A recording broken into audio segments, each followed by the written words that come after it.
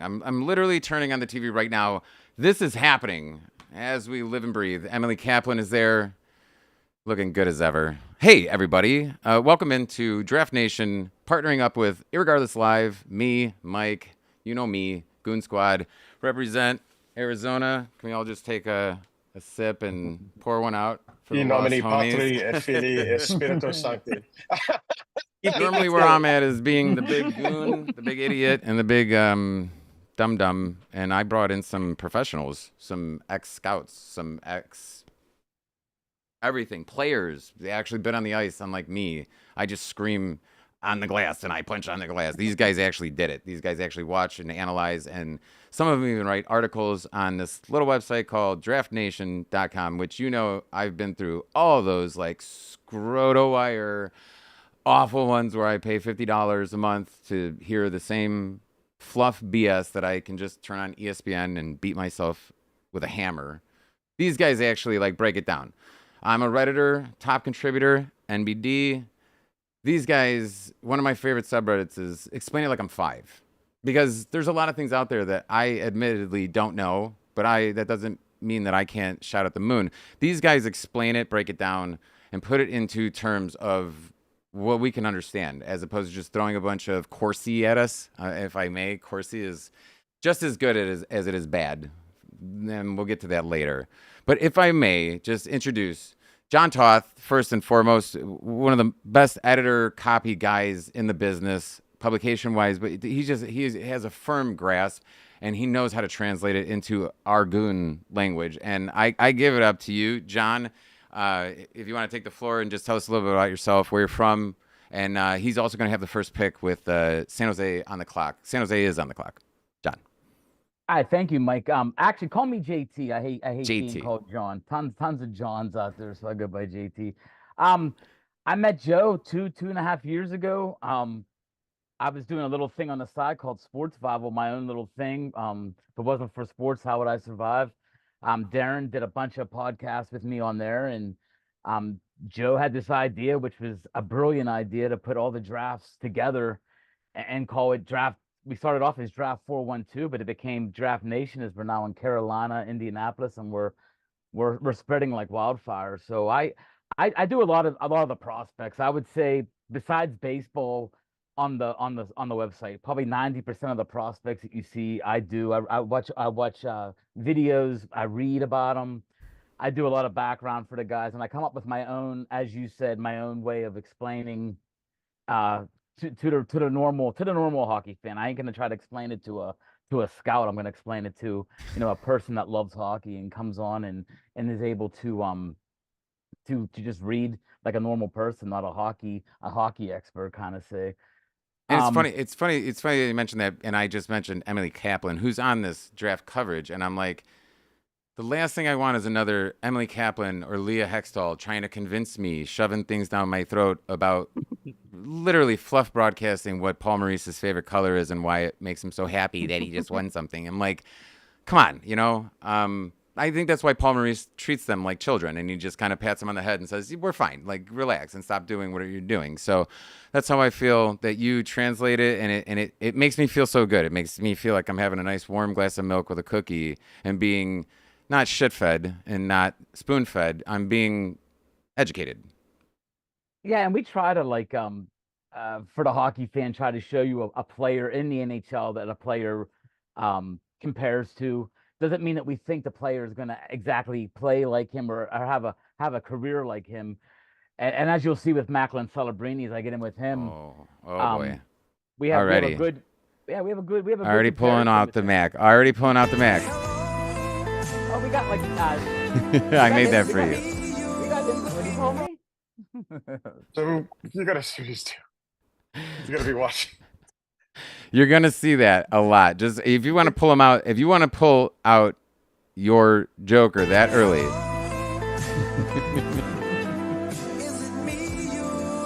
Nah, but as the Sharks are on the clock with Macklin, this is probably this is a consensus pick. This is going to be as easy as last night or yesterday when the Lakers took Bronny James. Right. This is a definite go. That he's Yeah. going there. What makes him unique is he's not like Connor Bedard or Connor McDavid. He's not a guy that just will take the game over on offense, which he can do, but he's not an elite skater. He's a two-way player. I compared him to Nico Hischier from New Jersey, but I think me and Joe got together on this comparison. We said Nico Hischier, he's closer to Nico Hischier dash Sidney Crosby than he is to be like a Connor McDavid, Connor Bedard type. If he plays two ways, big hockey IQ. He's a playmaker. He's creative. Heischer's a little more gritty, and I would say that Crosby's gritty, sophisticated. I don't know if I put him in chaotic good versus Heischer's go give me a goal, and he's going to figure out how to do it. So having a hybrid of those two that's amazing. And you spoke about Joe. Joe, if I can introduce Joe, coming from Draft 412, also another Steel City kid, but former scout. He's just talent acquisition written all over him, finding everybody from on the ice to around the ice, and just keeping that sharp eye that always knows what's really going on behind the scenes. You'd almost call him a Sam Ace Roth. Like, he knows if the quarterback's just got his girlfriend, and you know what I'm saying? So there's a lot to this onion, but I introduce you to JV, if I may. JV, take it away. Tell us everything about you and DraftNation, if you would. Yeah, sure. So I'm one of the principals here at DraftNation, as JT mentioned a little earlier. I had a chance to, meet him a few years back and kind of combine forces. And now we've rolled out an e-magazine that focuses on all 4 professional sports drafts. So if you're a fan of the NHL like we are tonight, or a fan of the NBA last night and the night before, or Major League Baseball on the 15th, or waiting for the NFL Combine, you could find it there. And then we're going to continue to grow over the next few years to include WNBA, the Professional Women's Hockey League, MLS, and others, including professional bull riding. Anything that has a draft. If you like team building, this is the place for you. And I agree with JT. I mean, it's hard to put Macklin Celebrini into a Sidney Crosby body just yet. I mean, it's hard to kind of predict that, but he's that kind of two-way player. He's a plumber, and a plumber extraordinaire. I love the way that you described him as sort of like highbrow, high society plumber. The best third line center you've ever seen in your entire life, and Celebrini brings some of those same qualities to him. So I know this is a fait accompli here, and I don't want to take up too much of JT's oxygen, but I think Celebrini's I don't think he's going to be on the clock for very long. So eat into that time all we can. But let me get to Darren. Darren, how are you? Where are you? What are you doing? You just got off of work? I don't even know where you're from, Darren. I don't know who you're rooting for or not rooting for, but you got about a minute to just introduce yourself to the world. So you said my name's Darren. I am actually another Pittsburgh guy. Another Pittsburgh guy. Hat trick. Yep. Seriously, that's what am I we dealing do in with here? Pittsburgh. That's a Lemieux or a Crosby hat trick, man. Were you of the age? I grew up in kind of the aftermath of Lemieux, but when like Yager was that dude. Okay, well, were you happy for Evan Rodriguez or no? Say it right now. Oh, absolutely. Good. That kid is aggressively put his life on the line kind of player, and exactly what Florida needed to get that net front presence, and he is just tenacious, and good for him for bouncing around and finding that nook. Good for him. Colorado and Pittsburgh letting him go are, in Buffalo too, I suppose, are always going to be things you look back. He's a perfect middle six dude who can move up and down the lineup. And a loner player just willing to do whatever it takes, and he fits in chemistry-wise to every lineup that he's ever touched. And to let him go is a mistake, but Florida knew what they were doing when they picked him up, and God bless him. That was awesome. It was good to see him do that. But yeah, in terms of like just hockey in general, I play mostly deck and street, but I have played ice hockey for a considerable amount of time as well. What position?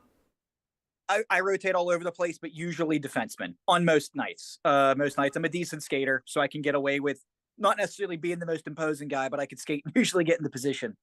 But in terms of the sport in general, I'm just a nerd for it. No other way to put it. I love digging into like the schematics of why a forecheck or a counter press works, or why players fit together, or maybe they don't. And I know you mentioned Corsi as JT knows, I am very big into the underlying numbers Oh, of the game. sure. I find math and underlying layer fascinating, but I'm also not someone who likes to word vomit it at people either, because some people's 100%.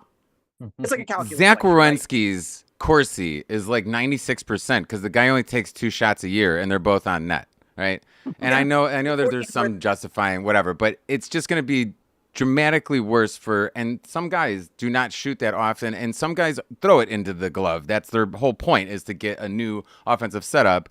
I'm just saying, it's as good and it's amazing, but it also is just as bad for those lower guys who get pumped up stats. And then those are the guys that make the difference in our lineups when we're talking about FanDuel, when we're talking about DraftKings, when we're talking about bets that we make, prop bets and stuff like that, going over 2 shots, blah, blah, blah.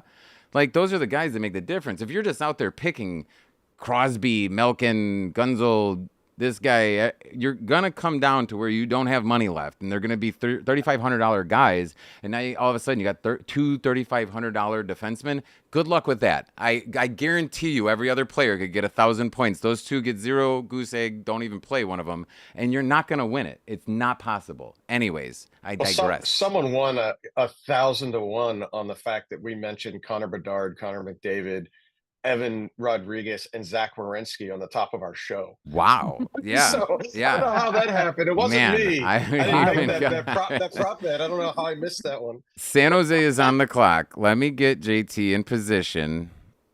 I hope you like that wipe. Here's Macklin, and you're gonna get the business. This kid's he's showing, and this is the first time, if I may, this is the first time that these guys are seeing this footage.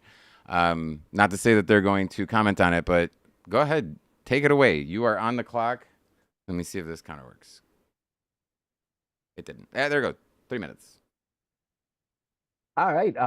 Like I talked about before, he's a definite #1 pick in this draft. He's not a guaranteed, what are you going to say, like a game-changing prospect like a Connor McDavid that's going to change the fortunes of a team all by himself, but he's going to add a beautiful center to the San Jose Sharks lineup that has Logan Couture, Will Smith, #1 pick from a couple years ago. Another he was drafted last year, actually, 4th overall, Will Smith. He adds a great a two-way center to that lineup, and the Sharks have been battling the last couple of years. They've been really struggling with what they've done. They made that trade, of course, with the Penguins. They traded Erik Karlsson. They got rid of Hurdle as well, correct? What's that? Hurdle or Meyer? Timo Meyer. I'm so sorry. To New Jersey, right? Timo Meyer?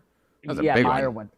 Yeah, I mean, they basically almost stripped down, you could sort of say, but they still got some talent on the team. But he'll go right into the #1 center spot. And like I said before, he could play both sides of the puck. You don't have to worry about him on offense or defense. The only weakness I had listed for him was he's not elite speed like the Connor McDavid speed. But I mean, how many people really are? He still can skate well. Right. In his strength, like Joe mentioned before, he's gonna have to build up into the Sidney Crosby body, because Crosby didn't have that body either. His first couple of years, we all remember, he was strong, but he was a skinny kid. So as this kid gains height and weight, he's 6 foot 187 right now. So I mean, he could probably gain another 5-10 pounds of muscle, and I mean, sure. the kid's gonna be a phenomenal face of the franchise. He'll be their face of the franchise. The pick is in. Just to announce, the pick is in. Let me go back to the main screen. The pick is in. Gary Bettman standing by, probably getting booed. Hopefully getting booed. It was very minor. Cinderella story out of nowhere. Why not? It's funny. The NBA commissioner didn't get booed yesterday, but the NHL one gets booed. He gets booed no matter what he does. Yeah, I think that following up on while we're waiting for the announcement. Sure. Please fill up the time. Yeah, I'm enamored. I apologize. No, that's okay. I mean, I think that one of the things DraftNation tries to do is boil down scout speak into a language that most people will understand. And I think JT hit on some of these salient points before, but Celebrini's everything you're looking for in a center, right? Here's a guy that plays an aggressive style of game. He can be a sniper if you need him to be. He could be a Craig Janney. Joe Thornton is announcing the pick, just so we know, Mr. Center of the Universe, Joe Thornton, for a reason. Beard? All beard. Oh man, it's coming out like Gandalf. Oh man, he's got a brilliant one. So he paid hundreds of dollars to get that thing dyed the way it is. Wow, David that's Letterman? magnificent. Hundreds of dollars. He is the inverse of Corey Perry. He's utmost class. Wow. There you go. Macklin. Pour one out. We got another no Mac. surprise to anybody.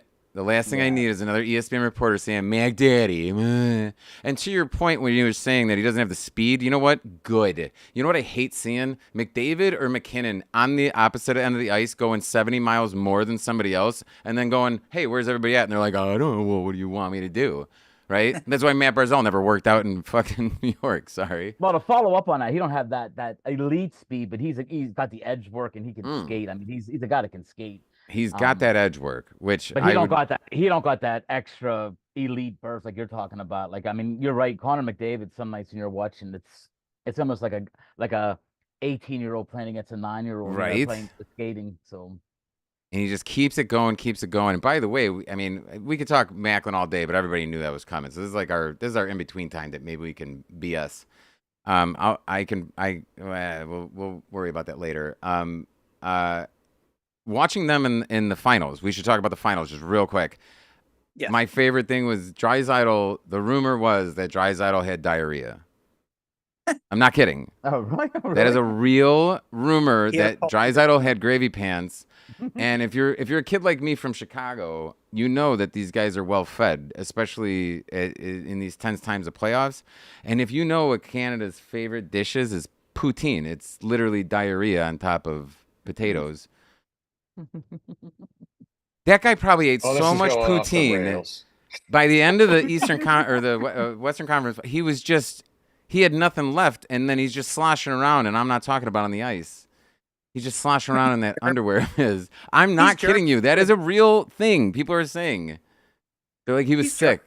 And just too much, typical German beer and sauerkraut too. You could have had the wide gambit there. Too much poutine, bro. If you get that much free poutine and you don't turn it down, I mean, I know in Chicago, Patrick Kane, Jonathan Toews were eating like steaks in the Viagra Triangle every night, and they were just living it up. Can you imagine what Edmonton was doing for those guys? Here, poutine and whatever you want, and then you could just see him.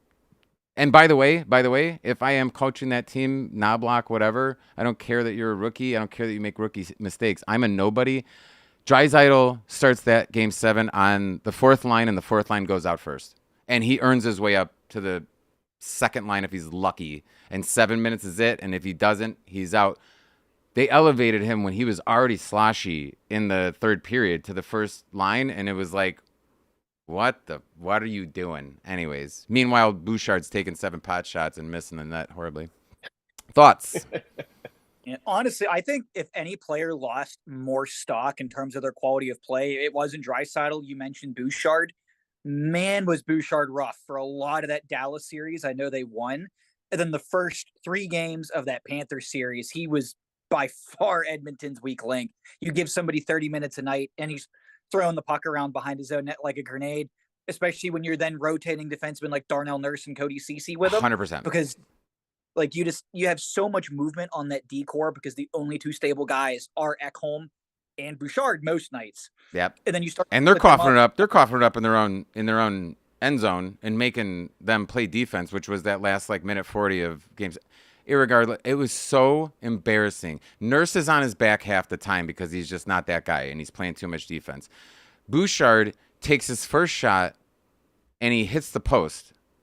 Josie, Hedman, Letang, Shea Weber, congratulations, by the way. I don't know how you're in a Hall of Fame class with Jeremy Roenick. That blows my mind. But irregardless, all these guys, Tater Tot, those guys hit the post the first shot. We run the same play, the next play if you want to, and he will make it. Bouchard, the next one, pot shot 3 feet wide, hits the backboard. The next one he's 2 feet in front of him, hits the guy's ankles. The next one blocked, the next one, and none of them are rebounds. None of them are keeping it in play. They're all turned over back, and I go, why is this guy getting average 6 shots a game? He's cool, he's good, but he is.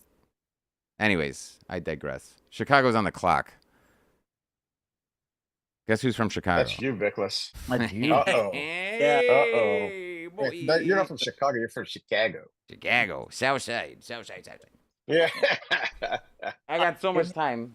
I'll tell you who what originally crossed my mind, and I started looking at, because I haven't paid attention to the Blackhawks in a very long time, because they effed up their franchise, they alienated their fans, and you don't get my fandom after that. I'm sorry, I don't care that my parents banged in your city.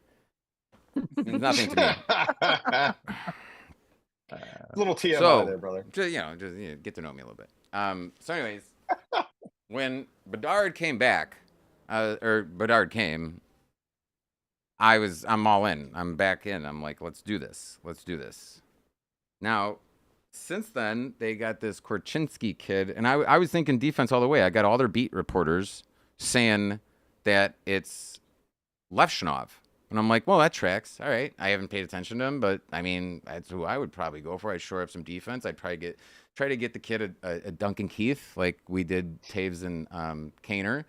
You're nothing without them. We just proved the point that Bouchard and Nurse don't shore up your issue that if you shut down the ultimate offense, your $40 million piece of Draisaitl and McDavid, you're worth nothing, right? You can't cheapen out on that post. That one D is the most important. And if you need to look at the annals of history or just every season, like I said, Letang, Hedman, Josie, just keep going down the list and tell me one of those names that is even comparable to Darnell Nurse. Blech. Bouchard, I guess. I rely on Bouchard for blocking shots more than I rely on Bouchard for getting shots. And I can't believe they use him. They misused him and used him too much. Anyways, I digress.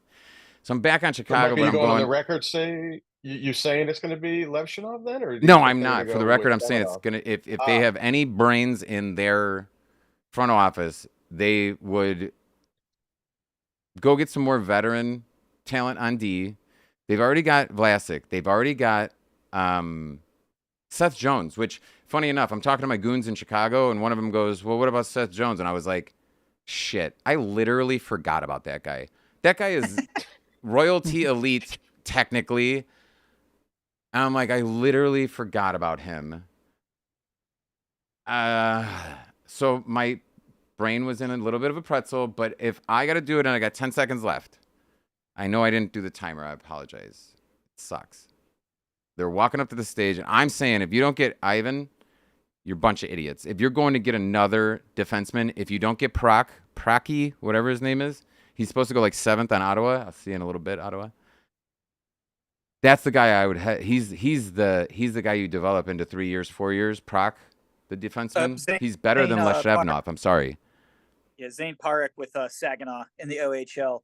I think the defenseman in this draft, they're making Bedard make the pick. I was so confused why Bedard was on my TV for a second. But I'm in full wow, agreement. I would have thought they would have got Corey Perry and his mom to do the pick, but that's fine. Oh, hey, I get to make hey, low blow. Keep the gloves up. All right, Connor Bedard.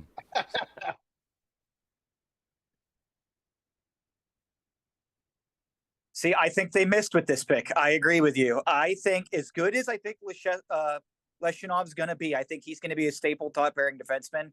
I think they passed up the opportunity to get somebody like a Kirill Kaprizov that you could just staple to Bedard's wing for the rest of his career. I can't believe that. I can't. I'm utterly disappointed. Boo. Absolute boo. Not to pile on, but I think Demidov now. No. If you're the Ducks, you have the prospect building a forward core with Carlson, Demidov, and box.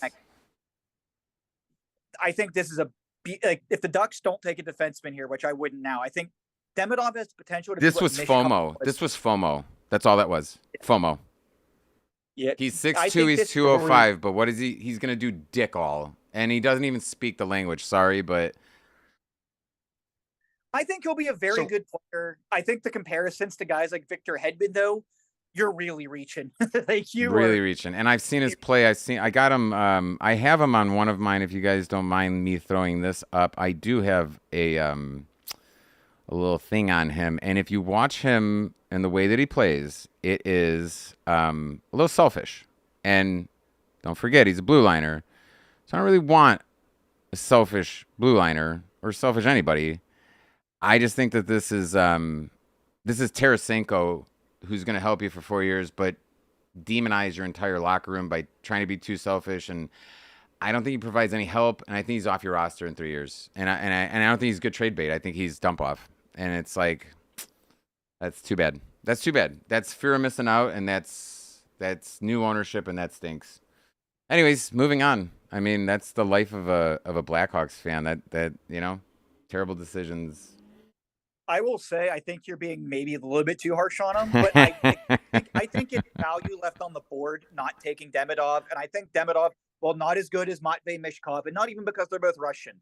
I think you're going to look at this pick in hindsight in the same way everyone that let Mishkov fall after Bedard last year to the Flyers, in that even if he's not ready for a year, or if there's a language issue that slows his transition or anything like that, I think you're going to regret it, because any of the teams picking, it doesn't matter how good you are next year. You're locking in a guy who's going to be on your number one line. He's going to drive your power play off of the half wall. And just be We're not going to go from negative 122 to positive 122 tomorrow or next season. It's not. It's a 3-year transition to go from the worst, like the Panthers, and they're thinking with their dicks, if I have to, like thinking about right now, and they're not thinking about the future. And I hate anti-development. Will somebody please think about the children? Being honest, he's not a horrible defenseman, man. He's not. He's definitely a top 5, top 10 defenseman. He moves the puck well. He has good hockey IQ. He's a guy that can help the offense out. I mean, I understand your point. I'd rather get yourself a winger to go with Bedard, to grow with Bedard. It makes sense, but yeah, it's not a bad pick. I like Silyev. He's no Duncan Keith.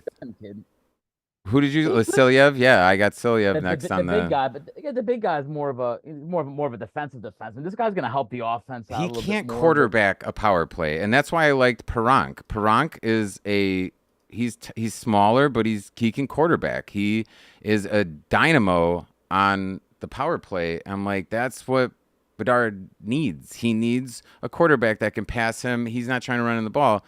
So that's why I was like, if you were going to take a defenseman, I really wanted them to take Zane Parank. And instead you just took the flashiest, and it's the wrong move. It's not right.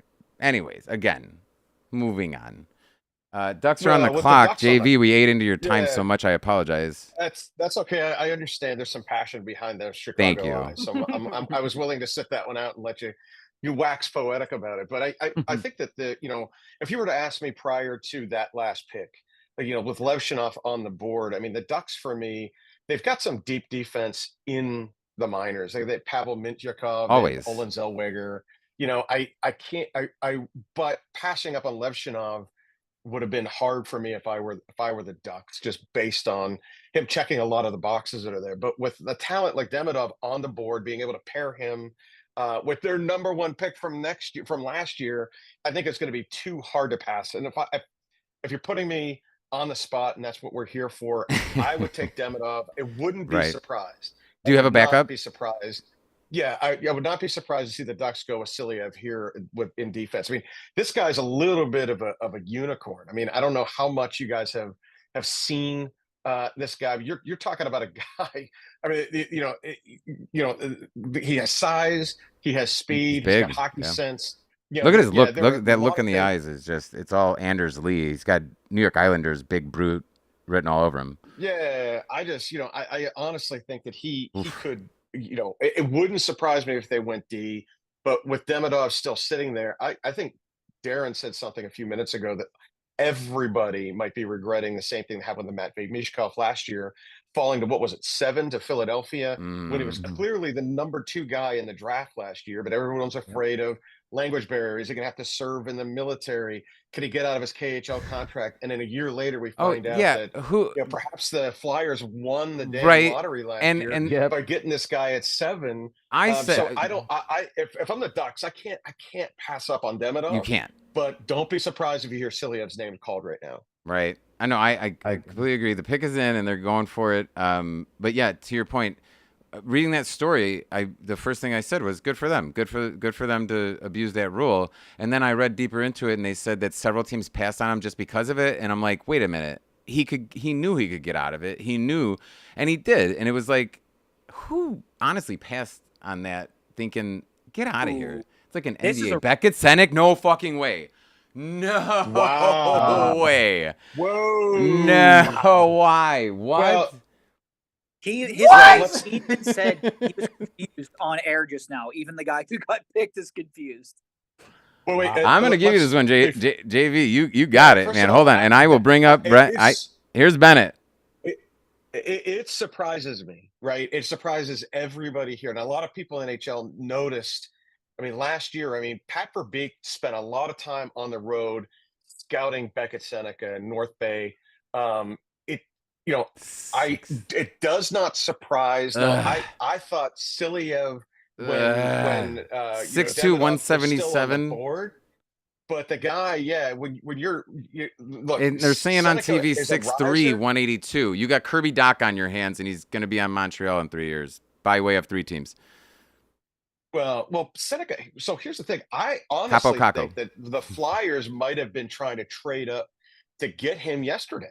When they threw a bunch, so they tried to move up to 4, thinking he might be there. And I know that was something that Keith Jones. And the guys out in Philly were interested in him too. Now I'll get into Philly a little later because there's a lot of interesting things that could come from that draft. And they got 2 picks in the first round too, which is interesting. The hype train on him. It does not surprise that he was a high riser.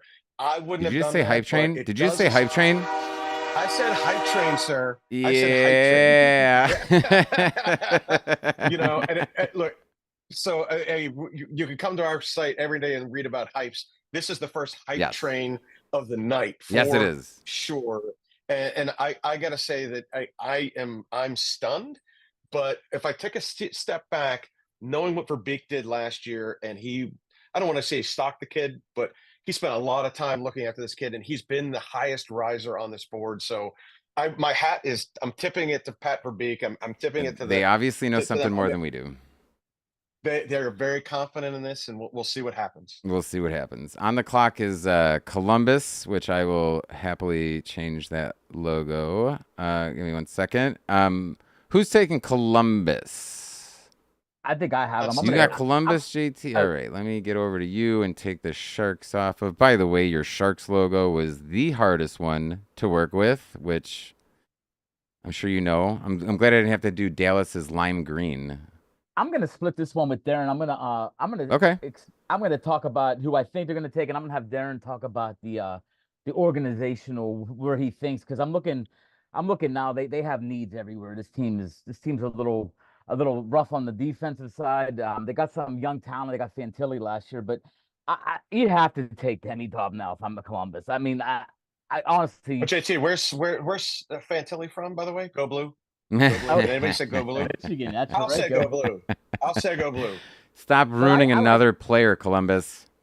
I like the fact. Island of misfit toys. I just hope Columbus is smart enough to. So who is your number 1 pick? If I may just put up their stats while people are watching. Did you think we still have Silyev?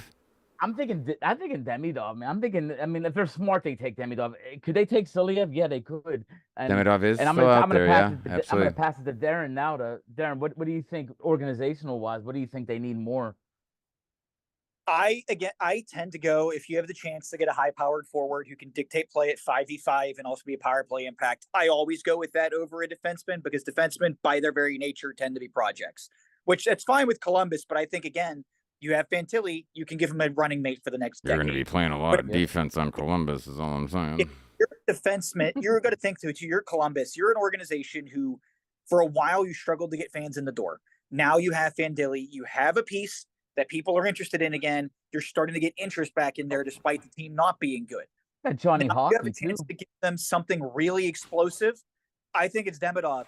I honestly thought Demidov would be gone, and the guy they would have taken here I think there within lies the problem, though, because there's no chance that they thought Demidov would still be on the block, right? So like you structure yourself around him gone already. Right now. So now you're like I got this guy, and all of a sudden you're like I think this is where you as a GM have to be prepared to where it's, yes, we have our guy, but if a gift horse comes up to me, I'm going to take it. Right. I'm going to kiss it right in the fucking mouth. And I think too many hockey GMs have, and I always joke and call it GM brain, but where they find one thing they want, they fixate on it. It's like the Jim Rutherford effect. And for Columbus's sake, I hope their management doesn't do that because I think Demidov's the guy. But if not, I could see a guy like William, defenseman they're going here. But the guy I really thought they would have taken to give them another center would have been Kate Lindstrom. That's the guy I thought would have been the natural pick here, but Demidov throws a wrench in the works. Well, Columbus just loves ruining kids' careers, so Demidov is definitely on the table. Caden and bringing up Caden Lindstrom is a great. I think that guy has a chance to be one of the top 2 or 3 players in this draft. He's a big kid that can skate. I've had reading a couple scouts call him like an Eric Lindros type player. Hopefully his head's a little stronger. But imagine if Lindros played in Portugal. That's what him playing in Columbus would be the equivalent to. The pick is in, by the way, but young Eric Stahl. That is not a huge market. You know what I'm saying? Like Columbus doesn't even want to be in Columbus. But he's like peak of his powers. Eric Stahl is what I think his ceiling is. Like a close to 100-point player who's not a defensive liability. He's big. He can kill PKs. And you're not going to knock him off the puck. Can we say Spurgeon? Can we say Spurgeon instead? Just don't bring up the Stahl. I don't want to hear anything about the Stalls. Sorry. They're not good people. And Rick Nash making the pick. Rick Nash. So. Wait, who? Yeah, there is Rick Nash. No, it's not. Rick Nash, not like NBA Rick Nash. I'm like, that Canadian dude is way shorter than that guy. Caden Lindstrom. Okay. All right, Medicine Hat. All right, I guess. This is the pick that I thought it would be, but not by way of Demidov being on the board still. I hope he fits. Is Bjorkstrand still on Columbus? Who's on Columbus anymore? Seattle. Bjorkstrand's in Seattle. He was part of the extension. Oh, part of the extension. Yeah. They took my announcer, Eddie Olczyk. Bastards. Yeah. They took Lindstrom. They took the center. Yeah, they took Caden. He's a cute kid, man. Oh, he's cute as hell. He's just. And I think this is a good pick. It fills a need. Like I said, I think again you're leaving Demidov on the. He's like a Kopitar, Eric Stahl kind of dude. He's that build. I'm not saying he's going to play exactly. So why is he a center, though, is what I'm saying. What center are you playing, bro? 6'4", 209, elite skater, good at faceoffs. Wow. He can stick handle. I mean, the kid started really rising up. Why is he not on Washington then? He started rising up the board later in the wow, the process, good for him. So. His weaknesses, though, I saw his hockey IQ's a little rough. He's still learning the game a little bit. Okay. And he does not drive. I got him here. Let me throw it up. I don't know why. He's not a big creator either. He's not a guy that drives the play. He's a guy that waits for a winger to hit him. So, all right. Yeah, one thing I'd add to that, JT, is here's this guy, because I agree with you. He's a prototypical power forward. He's got all the tools. He's an excellent skater, but I think he does a really good job at shielding pucks. This is a guy that he'll fight through contact. He can provide a net front presence. He's always finishing his checks. I think defensively, what the Blue Jackets are going to get out of him is a lot more than people have bargained for. This guy has been a fast riser. Going in front of Demidov, that's almost like what Darren said a little earlier. Maybe the GM got a little tunnel vision on that, but it doesn't surprise. But by the same token, I think this guy is much better 2 ways than people give him credit for. I agree. I like his pick. I mean, I still would love to have Demidov. We might be saying this for the next 7 or 8 picks, but somebody's got to grab Demidov. What the hell's going on right now? It's the Russian thing. Blowing my mind. I think Joe mentioned it earlier, man. There's just that little. I did. Yeah, that little thing you're afraid about, man. You're afraid that the guy's going to hook on for another 3 years in the KHL. They sign. Some of these players just like it over there. They'll sign a 3-year deal, and you're right. I mean, you don't know what you're going to get out of it. And as much as I wouldn't bring any politics or economic climate into this, I mean, he could stay over there and be like, nah, F you. Literally the inverse of what that other kid just did for Philly. He could F you in the B, the inverse. And no, I get it. Wow. And maybe he's got a bad attitude. But the funny thing is, I said to you guys earlier when I sent you the thing, I said, he reminds me of Kucherov without sans the bad attitude, right? Sans the chip on his shoulder that he's always trying to change every game. I just think he was like a give and go kind of good spirited guy, but apparently they know more, you know? Well, I mean, to back up to your earlier question, I mean, I think one of the reasons that Russians fall sometimes is not just the military thing or not just the political uncertainty Sure. is being able to trust the scouting, Right. right? In a lot of cases, all you're doing is watching these guys on film. It's Mm-hmm. hard to get scouts there, and so you have to trust your contacts on the ground. You have to trust people that are watching, and then the intent of the prospect. You know, was Mishkov going to try to get out and come to the U.S. faster, or was he Right. going to, be, and kind of stay in Russia? And I think sometimes the NHL GMs don't want to spend those top, capital picks on guys that they're not sure of, so they'd rather take And someone that they can watch personally. at the end of the And day, you're bringing it 180 back to DraftNation.com, where we get rid of all that BS, and you run your blogs, you run your hypes, you run your articles, your prospective things based on instinct and what you would do as your own businessman running a business. And we all have to come to the conclusion that this is a business that everyone's running, right? You have shareholders just the same as any other business, Apple, Tesla, and whatnot. And you got to make these moves that just kind of make sense sometimes and appease those people. Irregardless, we move on. That's what I love about Draft Nation. If I may just plug it for a second. Do you mind if I plug your Nah, website for just Oh, one you can second? plug as long Plug as it you up. want. I have As gone long through as- yeah. so many, and I'm on the think I clock, right? think I Mind you, and heard I don't that. even care who Montreal's getting, because at this point, if you don't take Ivan, does he mess up I- chemistry for Caulfield and all the young kids over there? Does he I enhance bitched it? from- What's going on? Do you? I would do better in this question, because I honestly don't know, and I don't know who they're trying to replace, because I know they always want good veteran D, the Tater Tots and the Shea Webbers and what's nots. Why would you or would you not take Ivan if you were Montreal right now? You're on the clock. They don't have enough talented for to me. So I think Demidov makes the most sense. Like when you look at who are their centers, Nick Suzuki and Doc, perfectly fine players, but not franchise builder on pieces. Caulfield and Slavkovsky are very good wingers they have already. So maybe they don't want to take another winger. But to me, I think you take overwhelming talent over positional need if you're Montreal, because you're still not close. To me, I think it should be Demidov. If not, I've seen conversations pick that is in. Iginla as high as now to them as well. But it's fascinating to see. I've even seen Berkeley Catton's name mentioned here. Okay. I wouldn't be surprised to see Zeev Weem go too. I mean, the kid, Yeah. the defensive That kid kid out of is- Denver. Yeah. He's Go ahead. solid. He's solid. I Yeah, could see no. I could see him or Sam Dickinson. Like I like Dickinson too from the London OHL. All right, I don't know who this is announcing it, but it's coming up right now. As soon as we know, we'll let you know.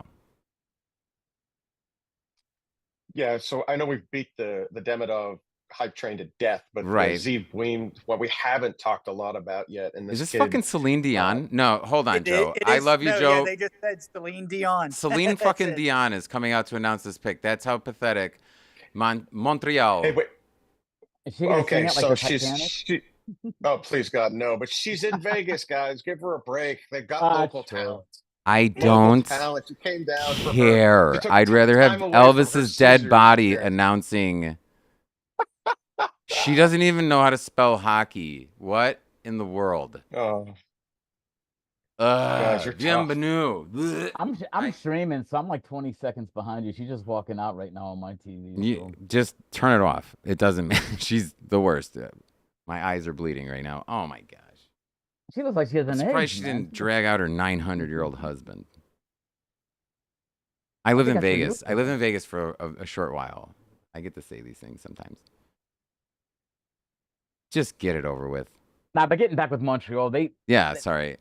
their defense is a little rough. I mean, Matheson had a nice year last year, but It's patchwork. It's all patchwork. And yeah, you're like, get us they the. could definitely use a defenseman. And like Darren said with the wingers, they got a couple good wingers. Maybe they will pass, but like everybody's been talking, we've talked about it. The hype train get another hit.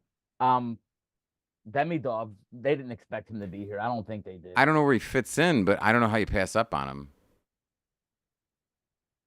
I mean, that's a team that's desperate for talent, and anywhere they can get it. And We got the look, if, Ivan went. Yeah. Ivan went. Evan went. Ivan. All right, Montreal got a good pick. Man. That's a good pick for them. I think that was a complete audible. Oh, definitely. I don't think. Yeah, you have to. I mean, when You the have board to. comes to you like that way, it's hard to pass that kind of talent up, right? I mean, let's be honest. I mean, you he's got been sitting there. He could have gone Caulfield second Suzuki, overall. and then he can just sit down there and just devour second and third lines, and you got no defense against it because the next 45 seconds you could throw up the first line, and now you're toast. They're Buffalo overnight. And Joe, we talk about this all the time in football, our football drafts every year. This is a Baltimore Ravens pick. Now we sit back and we watch a guy start to fall in an NFL draft, and we see Baltimore's name coming up, and you're like, here he goes. Baltimore's gonna grab this guy, and they didn't. Yeah. Montreal did the right thing. They didn't. They might have had a defenseman on their mind, but hey, this kid's just too good to You pass just don't up. pass it up. Yeah. Yeah, Good for them. No, I mean, yeah, that's a real hard. You just can't pass, all right? And this kid might have the best puck skills in the class. He Mhm. plays with a strong work ethic. He led his team. Now he is under contract with the KHL for another year, so we're not going to see him until 2025, Sure. 26 at the earliest. But he tore up the NHL. I mean, it was over a point a game. I mean, it was ridiculous. He could create plays. You know, the kid is a good stick handler. He's, I mean, not just good. He's elite at puck handling, and you know he's as a and he's defensive got player. You got a pretty name and a pretty face. If he was 6'1", this would we'd be talking about him as first overall guy. He's 5'11", 180 pounds. By the way, Joe, every one of these has been an inch off somewhere or another, and like almost several pounds. Every time that you've said 6'4", it's 6'3" up there. Every time I've looked at this, it's 6'0", and you say 5. Like something, they're trumping these kids up. They're giving them more beef. They're goosing their suits. Well, I'm using the stats from the NHL Combine. Sure, no, So, I like, get it. knowing No, what we're they measured accurate. in I'm telling there. you, this one is trying to Yeah. make these kids look bigger than they are, and putting Gary And Bettman next to him is and not. let's be honest too. His numbers last year, he had great numbers in Russia, but it wasn't the KHL. It was the MHL, which is that's their Important. equivalent to our. So that's equivalent to our AHL basically, but it's still against grown men. It's the same way that I see when we the Blackhawks, the kid they took. What is he? Michigan State or Michigan whoever? I'm like, cool, Michigan man. State. Like, pretty sure I can go at least get like one off a bunch of kids. Like I'm not impressed. I want to see somebody playing the KHL who's playing with like 42-year-old Jagers that are still ready to throw you on the ground if you know. I'm not gonna.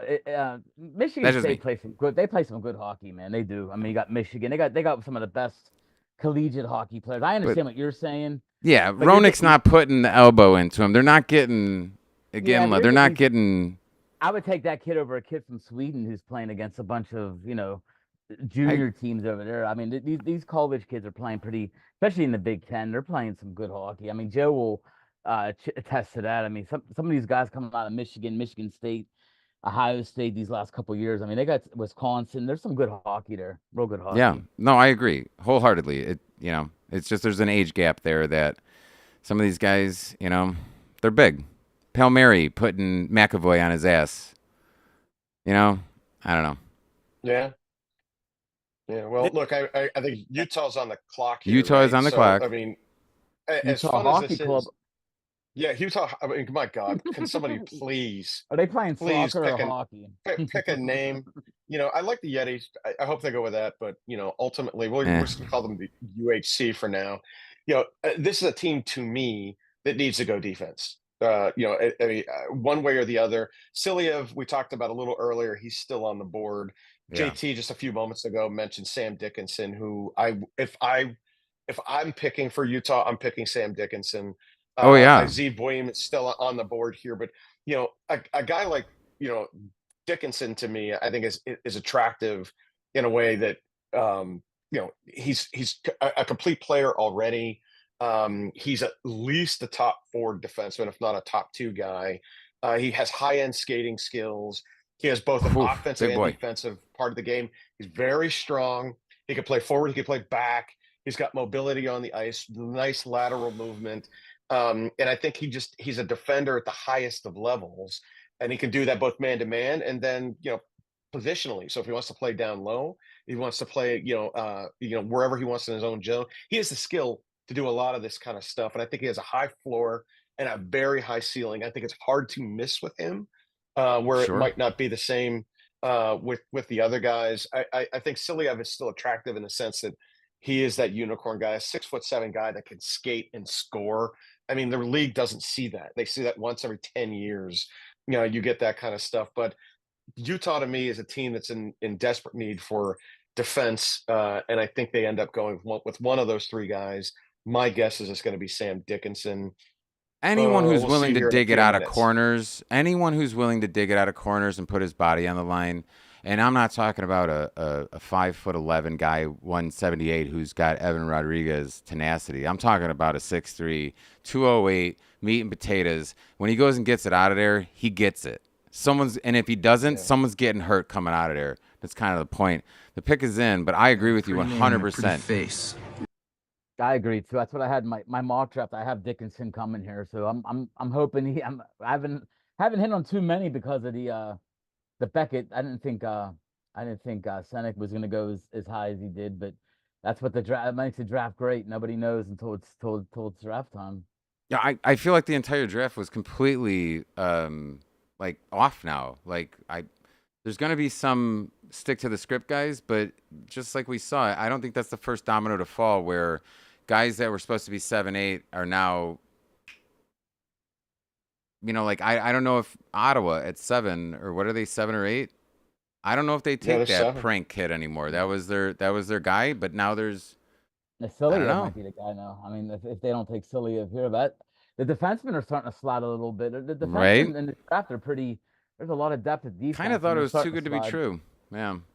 Darren, your Yeah, thoughts? That's the thing. I mean, I think Bouillon or Zane Perrick are the two guys I like here. I agree Love with 'em. your defense and assertion, but they go off the board a little bit and take a Ginla. No, they So- didn't. Oh my God, they did not. Oh wow! Oh, Tiggs. you They took just Tiggs. no, you didn't. They took him from That- Calgary. They took him off of Calgary, man. I thought Do he was you going to do you know that is the biggest slap in the face to Calgary I've ever seen? And oh wow, you want to come into the league and smack somebody in the dick? That's how you do it. I can't believe they just did that.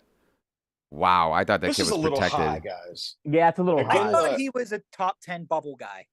Yeah. 9 at best. Yeah, but He was putting him right at Calgary 6, at best. Perfect at Calgary. I have to, and I don't want to get off on a tangent here, and JT knows where I'm going to go with this. Oh, but do it. like with the exception of Demidov as a winger, the next best winger in this draft is Cole Yzerman.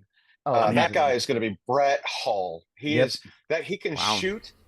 He could score from anywhere. I love that kid. And if you're going to pick Tija Ginla in front of Cole Yzerman, I don't know. I just don't.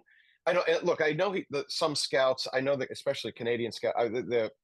There's this thing against Cole for a variety of reasons because he doesn't like to play defense. Well, Brett Hull didn't like to play defense either, and he scored 50 goals a year, right? So this kid, and part of the thing is that his team, if you talk to him, you listen to him during his interviews, you talk to the other guys that are around him, it's like, well, we put all of this, all of this pressure on him to score, so that's all he did was shoot. Like we needed him to carry our team, and I say that, and I'm talking about a guy that wasn't drafted.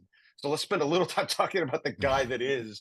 Obviously, the son of Jerome. This is a kick in the private parts to those at Calgary that were waiting at 9, including me, who had him going there. That's right. Yeah, the kid. Look, there's nothing wrong with this pick. I just think it's a little Pretty name and a pretty you know, face. yeah, I don't know, guys. I mean, that was a little bit of a stretch for me, but if they liked him, it's hard to say no. I mean, this, Hey Joe, again, what do you to me? Go Joe, ahead. what do you think? What do you think about Yzerman now? We had him like in the 11-12 range. Do you think that you think teams are starting to get worried now? The forwards are starting to go a little bit faster than Right. Well, I think that's one of the reasons that Philadelphia was trying to trade up. I think that they're no fools, and I think that they're I agree. trying to. No, look, this class has defensemen. There's going to be defensemen in the middle and the end of this round. It might, you're talking at least 6 defensemen going off the board here. And in Easy. Ginla's case, outside of being the son of Jerome, the kid he can fly. He can cut laterally. The kid's he's great on the puck. He's great off of the puck. He's got a great snapshot. High-hand handling skills, maybe. I mean, it's impressive You know, the kid's got some soft hands when it comes to that stuff. He's clearly going to be a top 6 scoring forward. But to me, if you're going forward here, I don't know. I mean, How I think hard? Yzerman is just going to outscore the guy. How hard And he- did you roll your eyes when Bronny James got picked by the Lakers yesterday? we all knew that. We were talking about that on But the like, how podcast. hard did you roll your eyes, right? And when Calgary came up to the 9th pick and took, we were rolling our eyes like that kid's like 16th, 17th at best, and they just took him 6th overall. Oh, No, he went wow. 50. He went 50. He went 50. That's messed up on so many different levels. I can't even describe. Nah, he went 50. He went 55th, man. He went in the second round, 55th. But Yeah, he went second round. Deep. yeah, he went 55th overall. I mean, they could have by all rights probably not drafted him and still signed him after the draft, but gotta make the dad happy. So, and the touch on and the touch on what Joe was saying. The other two things that scouts love about him is his work ethic, and he's high character. Oh, absolutely. He's a lot like his dad again, so. Right. He if you talk to me about who I hate being in the Kachucks, Matthew is the perfect example of being nose down, beautifully disciplined and rising everybody up to a greater level. And Brady is the antithesis, brings everybody down and just bitches about everything. And it's like there's no two better examples of Hey Michael, I gave you this pick, Ottawa. This is your Ottawa pick, man. What are you thinking? I got Zane all the way. If you don't get Zane, you got Zane? Dub over there. You got what's his name? Stutzy. You got so much good talent, and just go shore it up, guys. Go shore it up. Go do Montreal the right way, and don't get something overboard. Don't go diving in nose first. Take it through the teeth like you have. Get control of that damn kid Brady, because if you bring in a veteran to do this, what we need to do here with Zane, bring him in and just coddle him and make him Brady's little boyfriend, girlfriend, best friend, companion, whatever you need to do, right? The last thing you want to do is bring in another guy that's going to walk into the thing and his nuts are there, and Brady's like, no, my nuts are here, and he goes, yeah, but you're a little, and we're not going to have a good season. And Well, Parink is a good defenseman, but you would take him over Dickinson and Cillian. 100%. That kid can. They need a quarterback on the power play. I cannot stress that enough. Quarterbacks on power plays are just so necessary. And if you try and cheat on it, you end up with Darnell Nurse and Bouchard, and you lose Game 7. Sorry. Well, and this is a kid that's also been compared to Erik Karlsson, right? So, like, in terms of offensive defenseman, he's not a filler. He's a pillar. If that's even close, I would take 3/4 of Erik Karlsson. I mean, at this honestly, point, if that's somewhere it goes, if nothing else, and why haven't they extended Allmark yet? What's going on over there? They didn't trade away at 25. There were a lot announced it until the first. I guess so. Okay. All right. Fair. That, and he has to agree to it too. Darren, where's Stamkos going, Darren? July 1st, where's Stamkos going? I think he ultimately ends up staying in Tampa. I think they're going to work that out. If not, though, who knows? Hometown discount. But, Carter Yakemchuk. Yeah, Yakemchuk, which I think it's a bit, but maybe they see something that I don't. I took Yakemchuk.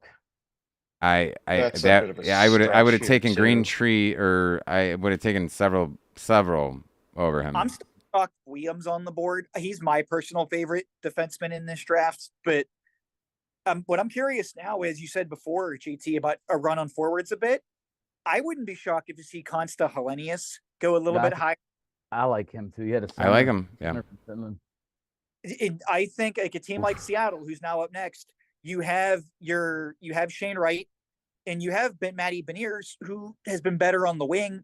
Maybe you like Consta Helenius or I can't talk today, Berkeley Catton as that number 2 center behind Shane Wright, who finally had a very good year in the AHL. So maybe you bring him up to the big club next year, plus whoever the center pick is next. But I think you're going to see someone take Helenius sooner rather than later, just because now that Iginla's gone, there's more pressure to get that top 6 forward for a lot of these teams. Fair. And we have the Kraken are officially on the clock. Yeah, Darren, you take the Kraken. You can take the Kraken, Darren. Yeah. And real fast before you go to Yakemchuk, I know you wanted a power play quarterback. He's not quite that, but he has a really good, accurate, hard shot from the point. good instincts. He's a physical guy. Defensive zone, decision making, skating mechanics. He's skating, and not the greatest skater in the world. I compared him to Damon Severson when I saw video on him. Just a guy that makes things happen. He has a good shot, but I don't think he's really that. He's not like a Perek that can take over a power play like you wanted. So, but it's an offensive guy. It's a guy that could help out. But Yeah, if I can add to that before we move on to Seattle, Yakimchuk as a choice here. I mean, first of all, he's a right-handed defenseman, so you got to take that into consideration. Probably the third best in this class when it comes to that, and those are coveted. Not only can he score, but he was also the most penalized draft eligible WHL guy in this past year. And so you Very think about that. physical. Not only is he like breaking the 30 goals, 70 points, benchmark there, but he had 100 penalty minutes. See, that's so, like, why I love, the guy. if I may, that's why I love DraftNation.com, because a stupid idiot like me who thinks the world would never, anyways. Sorry for the I shameless. just wanted to add that. So it is, if you're an Ottawa fan and you're watching this show, you're going to get a guy that can both put the puck in the net and is not afraid to muck it up. The kid's 6'3", 200 pounds. By the time he's done maturing, he's going to be a good 220.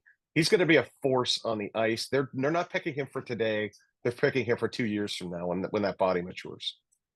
And that's what we got to remember. All these guys are, after Salabrini, pretty much all these guys are basically, you're going to see them in a year or two. Yeah. And I'm sorry, Darren, I didn't mean to step on your Seattle. I know they're on the clock. They're fine. Say with Ottawa now, though, they're going to be like rough and tumble, so to speak, like in the way that roster's built. Like once you get beyond Stützle, they have a bunch of dudes that just aren't afraid to either drive the net or mix it up.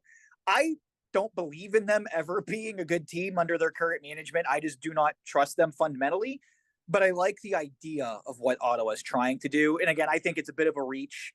We'll see. But with Seattle here, they're an odd team because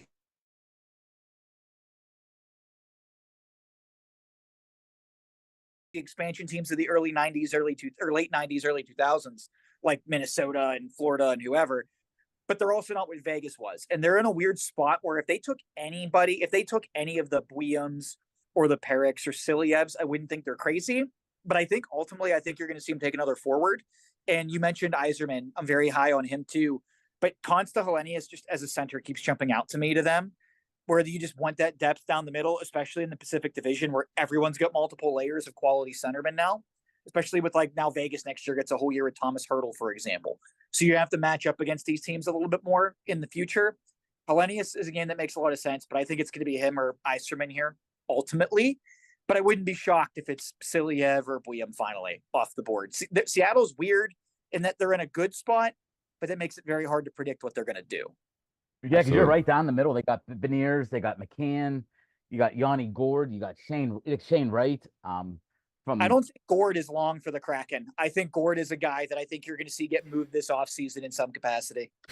Yeah. But you're right, though. I mean, a winger would go nice too with Burakovsky, Eberle. But they got Jaden Schwartz, Tolvanen. They got some. You're right though. They're not on paper. Their roster don't look too bad. You don't look at them and go. You can't point. I mean, outside of their goaltending being incredibly erratic, but so is every other NHL team. You can't point at any of the skater positions and be like, "This is going to sink their season because of X, Y, or Z." Right? No. Like it's just they are a solid team that doesn't have cup potential. They're going to be on the playoff bubble. They're good. Like it's just there's nothing discernible about them, which is I'm kind of talking in circles here. To me, I think though they end up going with best player available relative to whatever their needs are, and I think it's ultimately going to be Buyum or Yzerman, with Helenius being like the outside guy. Because again, I think they're going to move on from Gord. Plus the fact that he gets hurt, and when he's gone, it's just you can get somebody replace him. I don't know. He's kind of like all those Tampa Bay players that just kind of break down and like you're more detrimental after a season of giving me okay, like Sergachev's and I don't know. I think he would be trade bait, but don't be surprised if he gets hurt and then we just kind of don't hear about him ever again. The pick is in, by the way, for Seattle. And you, Darren, you were guessing. You said that you would like to see. Oh, it's Berkeley Catton. You were saying. I thought it would be yeah. Hunter, but good pick. Honestly, whenever I was looking at kind of my own tentative mocks, I thought Catton would be a guy Montreal would look at, with Doc and Suzuki being the guys in my mind. But I think, again, this fills that center niche I was talking about, because they kind of have a backlog. It's a hard cap league and teams are desperate for centers. I think Gord's a guy you look to move. Beniers played a little bit better on the wing last year when he was rotated around a little bit. So this is a guy who you probably don't see next year, but the year after that is probably a position where you're going to see him brought up and get some minutes, especially to kind of coincide with Shane Wright as a 1-2 punch at center. Okay. Yeah, and if I can add to that too, I mean, Catton is. Go ahead, JT. Sorry. But no, I'm gonna say Beniers. Where's he from? Go Blue. Another guy. Michigan. You're gonna hear Go Blue all night here, guys. Yep. I'm sorry, it's just gonna come out of me all night long. But He does that in every draft. yeah, so it doesn't matter what sport either.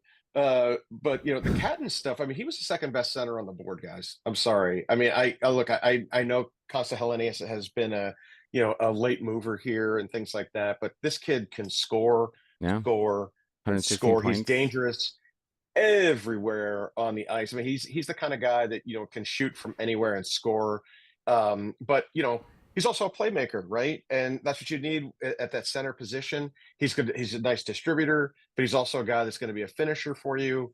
And I think when you look at his ability, he's a high skill guy, and he's got speed on the rush. He's good in the offensive zone. I think he's got not just the instincts offensively, but that quick release. And with his speed, he draws a lot of penalties. And it's that skating that brings you to the power play, right? And I think that's what they like about this guy. And that was another name that I heard a few teams trying to trade up to get was Catton. And now, he finds his way into Seattle there. And I think that's a pretty damn good pick. I compare him to Danny Briere without grabbing cops' asses. So he's like a Danny Briere that doesn't do that. But he's that kind of He's player. a little taller than Danny Briere, too. A little taller. Little taller. But not much. Not much, but he's a little taller.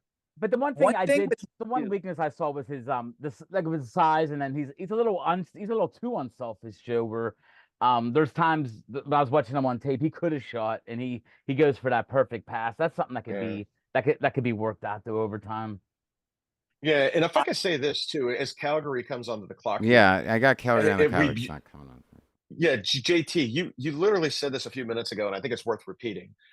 Buim is defenseman. Parake is defenseman. Dickinson, defenseman.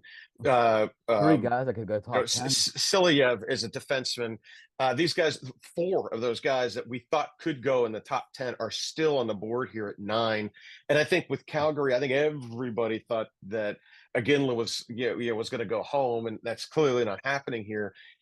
But I still think if I'm Calgary, I look to offense. I still think this is, for me, it's a Cole Yzerman choice here, just because they need it. But if they want a defenseman, the board is chock full of them, and I don't think they can make a mistake. At this point, it's just who do they prefer on the defensive side? Do you want the guy that has the size and that unicorn sort of fit in a Silyev, or do you want someone like a Sam Dickinson who's going to come in and be a top 4, top 2 guy that's going to give you 28 minutes a night and can score and will play heady defense? Do you want Buim or do you want Parake going to come in and be offensive guys? Do you want to go offense? Do you want Cole Yzerman? And I think he's the best left on the board. I wouldn't be surprised to see Helenius go here too, but to me, I think seeing those 4 guys still on the board is a little surprising. That might be a story. Well, we also saw Calgary just unloaded Mangiapane on Washington to go and fill that gap that Jacob Vrana is leaving wide open, and I think it's a good fit. But that leaves a huge hole in Calgary, and I would love to know in conjunction why they did that and what they're going to do with this pick, because that's a big. Well, I think that's a salary dump. That was a $5 million. Do they go out into the marketplace and try to bring it, because they've got that Canadian tax I got to worry about too. So there's all this the craziness that happens, with some of the Canadian teams. And so if they're opening up cap space there, then we'll see what happens on the first.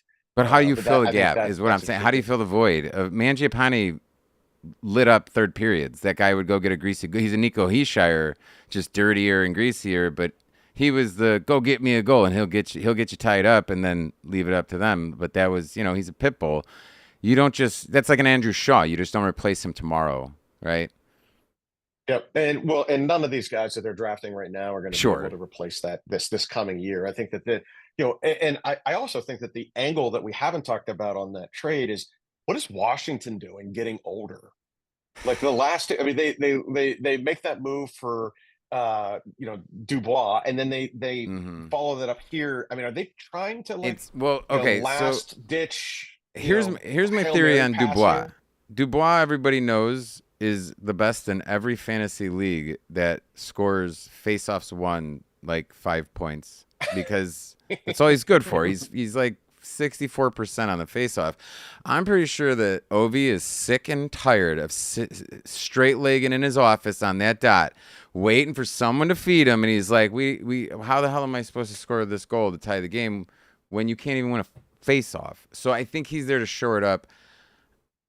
Whatever, and LA doesn't need him, so whatever. I don't know. Well, that's like recognizing and owning your mistake. They went out last year. They took Parekh. They took Zane Parekh. Who did they take? Yeah. Oh, they took Zane. Yeah, All right. Well, at least one Canadian team took his ass. I'm okay with that, I guess. Well, look, I mean, they got possibly the best offensive defenseman in this draft, right? That's hard to argue against. This kid can score. He's a dynamic player. He is a beast on the power play. He will be a power play specialist, right? Yes. And I think comparing anybody to the likes of Erik Karlsson is, that folly in many respects. But if there's anybody that could do it, I mean, this kid reminds me. He's a little, just jumping up on the offense. Forget about defense. They're gonna have to pair him with somebody like a Brian Dumoulin type to bring that. They're going to need to put someone on that side. But again, on the right-handed side, I think this is a really good pick. It's a great pick. Really good pick. Good pick for Calgary. A lot of and of course I start to draw a blank here immediately, but the way that he plays, it's so up tempo and it's so aggressive. He catches dudes on the back foot.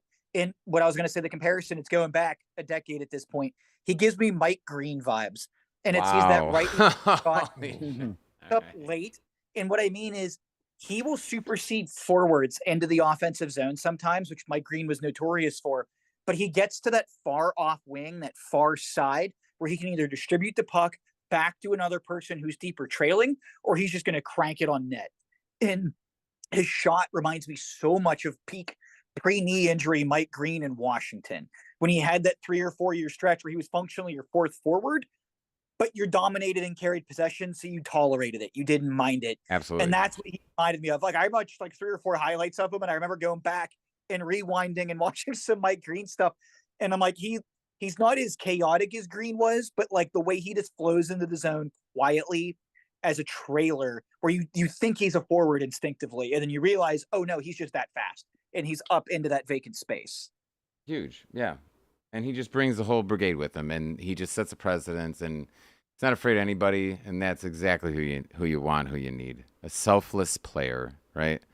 That's why some of these defensemen that I've seen, they're very good defensemen, and maybe why people are not going with them right away is because they do have very selfish play to them. And the last thing I want, when I mentioned the language barrier, I didn't mean that you can't teach a Russian kid how to play hockey. I meant when it comes nuts to bolts and we're in 1 minute to go and my goalie's pulled, I don't want my blue lineman taking the game on his shoulders. And if I can't communicate that effectively to him and he just thinks he's Vladimir Tarasenko, that's what he's going to do. And he's going to ruin everything because, this is me. And you're like, bro, I can teach you all I can teach you. But in the moment, that's when I can't teach that. There's nothing I could teach about your anxiety and your, I do this. And that's one thing, if you watch Parekh, I mean, Joe hit it right on the mark. Like, offensively, the guy does it all. Defensively, he's lackadaisical. He's rough, and he's right. You're gonna have to pair him up like we paired up Karlsson here in Pittsburgh. He's a defensive liability. Even some of his highlight reel, which is supposed to be spectacular plays, was him straight legging it like Corey Perry, and I'm like, Why is Well, this in your that highlight reel, bro? there's a lot. If you look at some of his bad stuff he's done, he tries to make these home run passes a lot of times. Right. That either get picked in the middle or unnecessary icings. He'll give up at times. I love but every he's- home run you hit, Barry, but that doesn't make up for the 100 strikeouts you get. Dude, come on, right? And that's Bouchard. For every one, or McAvoy, for every one that you net, you got 7 pot shots that weren't even close that changed the entire trajectory of the game. Can't do it. I can't do it. You pushed Torrey Krug out. How dare you? How dare you, you little. Anyways, And like, Nah, that's why you're not bitter or anything, are you? I hate Charlie McAvoy with a passion for what he's done to the Bruins, and just because his dad unclogged shit in toilets in Boston. Wow. The pick is in And for by- New Jersey, pretty by bright. the way. I can't get these things working on my thing. I apologize. Up and down. I spent so much time on these effing things, and I can't even get them to come up. So there's no one more upset about this, but we'll keep you in tune, everybody at home. New Jersey My mo- Devils. The my pick mock is draft. My mock draft. I have Zeev Boyum going here, so hopefully in. Who do we that got? comes to fruition. I have Zeev Boyum from University of Denver, defenseman. But now that I had Dickinson going 6 to Utah, so he's still on the board now as well. Plus Siliev's still on the board. Like, yeah. this is crazy. I think it's gonna be one of these 3 defensemen though for the Devils. I was actually about to say, I think it's defense or bust for them. I like the Devils forwards. You have Mercer and these other young forwards you can bring in. So I think it's D. I'm It's gonna go silly. back. Oh, Yeah. Oh, Siliev. All right, I got Siliev. Anton Silyev. Finally. God, I thought that kid was going 3rd. No, not 3rd, 6th. Yeah, he could have gone 3rd. He 10th. could have gone 5th. He could've, yeah, I he's mean- that good. And here's a kid that's 6'7" and is an excellent skater. And those two Huge. words and those two phrases shouldn't go together. And he's he could play defense, but he also has the ability to carry the puck, closes gaps with that reach. He reminds me a little bit of Zdeno Chara from back wow. in the day. We'll see what happens to him when he gets on the ice and he actually gets to the NHL. But it's hard to teach size, right? And this kid will be disruptive in the defensive zone, and and because of his length, I think he's going to give teams fits, especially some of those 6'2", 6'3" centers where he's got 4 or 5 inches on those guys. I think that's going to This be guy, his really wingspan can hard take up for him. half the blue line. Like that's Yeah. Zdeno, It's what he has. The NBA. It's funny. Yeah, the one thing I'm worried about is he's 6'7" and he's only 210 pounds. This guy's got to get to 240. And then you want to talk about it. Obviously he doesn't want to lose a step if they're going to continue to play him as offensively as that is. But it doesn't surprise. I think you hit the nail on the head, JT, Darren, when you guys were talking about Jersey going D here. And I think this next pick, this slide up by San Jose, might be to grab Yzerman. I don't want to go too far afield. Interesting. On this guess, but that. They they like traded- the element guys, so it would make sense. I had them they taking. tried to get up in front of Philadelphia, and if you could, you get Celebrini and Yzerman in the same draft. That's nice. Whew. And you I get had the them taking. Yeah. Bill Smith and Eklund. All of a sudden, I like 4 of your top 6 forwards on a team that I thought was bereft of talent before. I had them taking Beckett Senek at number 14 before they moved up to 11. So I think Yzerman's a great pick. And the reason I had him taking Senek was the same way. Give Celebrini somebody to grow with. But also on the Siliev pick, I hate to compare a guy to a Hall of Famer, but I think if he bulks up, he reminds me of a Chris Pronger type. Hate to say the Interesting. name Pronger, but he's got that size, he's got the skating, and Pronger was a good skater. They're so- obviously- Scoring ability. You don't move 3 spots unless you're targeting someone very specific. And Yeah, they're coming up to get above Philly, so Right. and that's why I think it's Mhm. I And think if- it's Yzerman. I think it's okay, Yzerman. all right, good. I don't have a bio on him, anyways. By the way, they're not working. So Point this on is awesome. CF2 though, when you mentioned the 6'7", with big guys like that, like even if you're good skaters in motion, sharp turns is kind of tough when you're at that height. Very difficult for every big guy you get that kind of puts it together. You get the occasion. Dumoulin wasn't that big, but similar build. Chris Kirby Pronger, Doc. those Kirby Doc. yeah, Doc. Yeah, Scott Doc. was a big guy who could turn. One But knee the on knee, guy- and you are done. You're toast. The guys that scare me when I see defensemen that big is I've seen this story before, and it was Tyler Myers, right? And as Tyler Myers was a guy that came out of the gates, he wins Rookie of the Year, he has all this hype, and then the book kind of gets out on him that he can't pivot particularly well. He doesn't handle the forecheck well, despite being big. Yes, you're not going to run him over, but you can go around him. And that scares me a little bit with Silyev being as big as he is. Now I think he's a better skater than Myers. Yeah, much better skater. Yeah. The game is faster and faster every year, especially with the way forechecks change year in, year out, and how teams are starting to press. I think Silyev will be better than Myers, but that to me is like the nightmare scenario. You get this big body guy who, for whatever reason, just doesn't adjust to the pace of play quite right. And I don't think that'll happen, but that's the same way that we say that a player has a high ceiling, high floor, we would say that he has a high ceiling, but he has a very low floor. And it's like, if you hit that basement, that's not going to be fun for you. That's low floor, but he's a guy that I mean, it's any guy after, I think, Demidov and Celebrini, really, there's bust potential with anybody. Oh, of course. But and it's probably my own personal bias because I've seen these giant defensemen get picked before and they don't really adjust. Silyev being a guy who plays in the KHL, I have seen highlight reels, I've seen compilations of him. I haven't gotten to sit down and watch a lot of game-to-game footage, excuse me. It's just that's an apprehension I tend to have because I've seen hockey GMs in the past. They do fixate on size at times. And you see guys that rise because of it, maybe when they shouldn't. I mean, I remember Zach Kassian was a first-round pick, right? He's forward, different position, but big body, someone reaches, they take him just outside the top 10, I believe it was. So I've seen that before, and I think Silyev will be better. That's just one thought in the back of my mind that always hangs with players that are this big. San Jose with the 11th pick is in, just to put that out there. Yeah, funny enough, we talk about ice, and if you guys don't know, I'm a bowler. I bowl. If you have never bowled in Florida in June, you don't understand how bad the conditions get because it's so moist and it's so humid. Sam Dickinson. I was going to say everyone's man. America's sweetheart. London OHL sweetheart.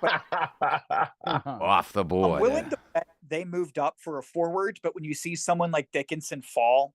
Yeah, I think that was what it was. They changed course. Yeah, this feels like an on-the-fly audible or an adjustment to me, which right. I think it's a great. San Jose needs everything, so there is no for them. I'd say like they wanted Berkeley Catton or something, and now they just pivoted. I think they wanted Eiserman. I think Philly right now is celebrating, right, Joe? I think Philly should be running up to the you know. Yeah, in my mock draft, I mean, as much as it hurts me to say as a Pittsburgh Penguin fan, the professional in me is saying that if I'm Keith Jones over in Philadelphia, Cole Eiserman's the guy. I think that's going to be a hard. That's going to be a tough one to swallow for the next 10 years. I mean, yes, it's just going to be tough to watch. Maybe they surprise us. They go in a different direction here. But Philly, too, has 2 picks this round. They've got one a little later. So we'll see what happens. And they weren't able to make the trade up that they were trying to get up to number 4. So, we'll see what happens. We'll see what happens here. But again, I mean, if it's Yzerman, in my opinion, they have the best goal scorer in this class. I mean, I love watching this kid play. He can shoot long range. He can shoot mid range. He can rush plays. He's got quick hands. He reminds me so much of Brett Hall meets Pat LaFontaine. I don't know how else to say it. And we'll see what happens. I'm hoping that that if Yzerman goes off the board here, that they do team him with some of that good talent, and Philly would be one hell of a rising force in the next few years. So you think Philly's going after Yzerman? I think we both do. Yeah, I think if not, might be Boehm, might be Boehm, but I think it's Yzerman. I think you get the defenseman later in the draft. You get your winger now. They just traded their best forward prospect, not named Mishkov. They traded Cutter Gauthier, right? For a defenseman. For a defenseman in Drysdale, that leaves a bit of a hole in your farm system beyond Mishkov at forward. That's why I think it's probably going to be Yzerman. Outside chance at a guy like Konsta Helenius or like a Brandsic Nygaard, somebody like that. But I think Yzerman would be the guy to me that makes the most sense here to fill that. Are you saying that were they targeting a winger the whole time, or are they lucky to get a winger pivoting? And were they going after a defenseman originally, and now they've pivoted away from that, or is this was their plan? They did it perfectly. I think they always wanted a forward, again, just with Cutter Gauthier going out the door in the trade to the Ducks to acquire Drysdale. Now, Okay. I think if you want to get the top 5, that means you want Demidov or somebody like that, Sure. right? But you're now later, next best thing after that you can get is probably Cole Eiserman, which I think, like, to agree with them, not to parrot everything, but that makes the most sense to me here. How far along did that idea come from? Was that Giroux? Like, what they knew in Giroux, like, dump off, get rid, and then in 3 years we should have the 11th pick, and then we'll figure this out? Or how far along are we in this process? Or like I said, did they just pivot today? Well, How long have they been rebuilding? To Darren's point, I mean, they created a hole for themselves, and frankly, Sure. Gauthier created a hole for them when he didn't want to play there, and they traded him. That was a bitter story, one of the bigger stories of the NHL last year. Before the season, and that's right. I mean, they do have a hole in the minors to fill there. He's likely, this isn't a pick for next year, but it's a pick for 2 years from now. And he's the best sniper on the board. It could be Hellenius. Let's face it. I mean, Hellenius he's got a great game.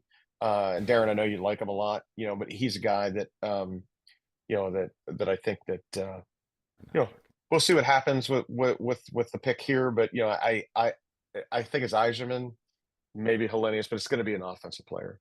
I Okay. agree, and I think the only other winger after Eiserman you'd even look at is like a Liam Greentree, which I think he's like more of a mid first round pick. He's your secondary that you take if everyone's off the board, sure. Yeah, and I agree That's with what's these. left. I think for the last month or two, Eiserman's been in most mocks that you look at, he's been the guy going to Philly. So why would you look at what about Consta? You guys were just speaking so well about Consta, and now all of a sudden he's not even in the conversation anymore.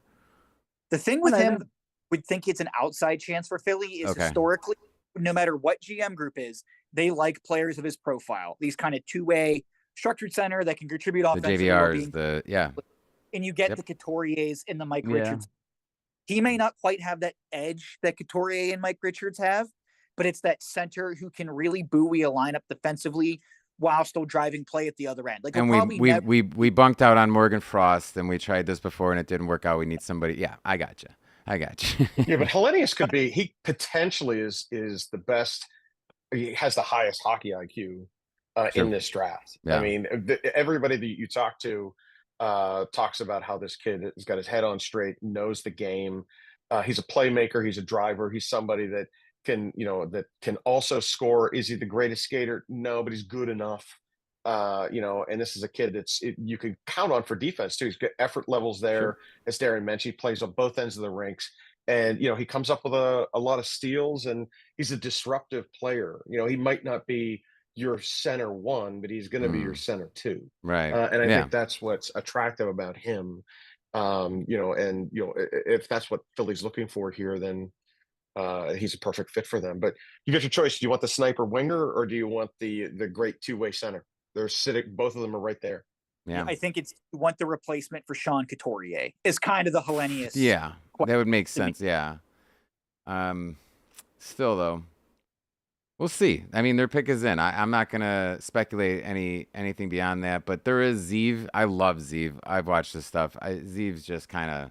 He reminds me of Nazem Kadri, and I think like any team would benefit from having a little Nazi on their team. He's the AJ Pierzynski of hockey. Like, you hate him unless he's on your team. Wow. Wow. Whoa. Well played. You get a star for that name. Load yourself up. Come on, announce it already. They've even gone to the stage. They don't have Celine Dion or anything. What's coming out of Philly? My cousin. They keep showing Danny Briere. They keep showing Danny on the phone. He's been on the phone. Maybe there's a trade. Who is this guy? Full haircut. Wow, that haircut's awful. Did your mom give you that haircut? Creeps. He still does laundry at his mom's house. Yeah.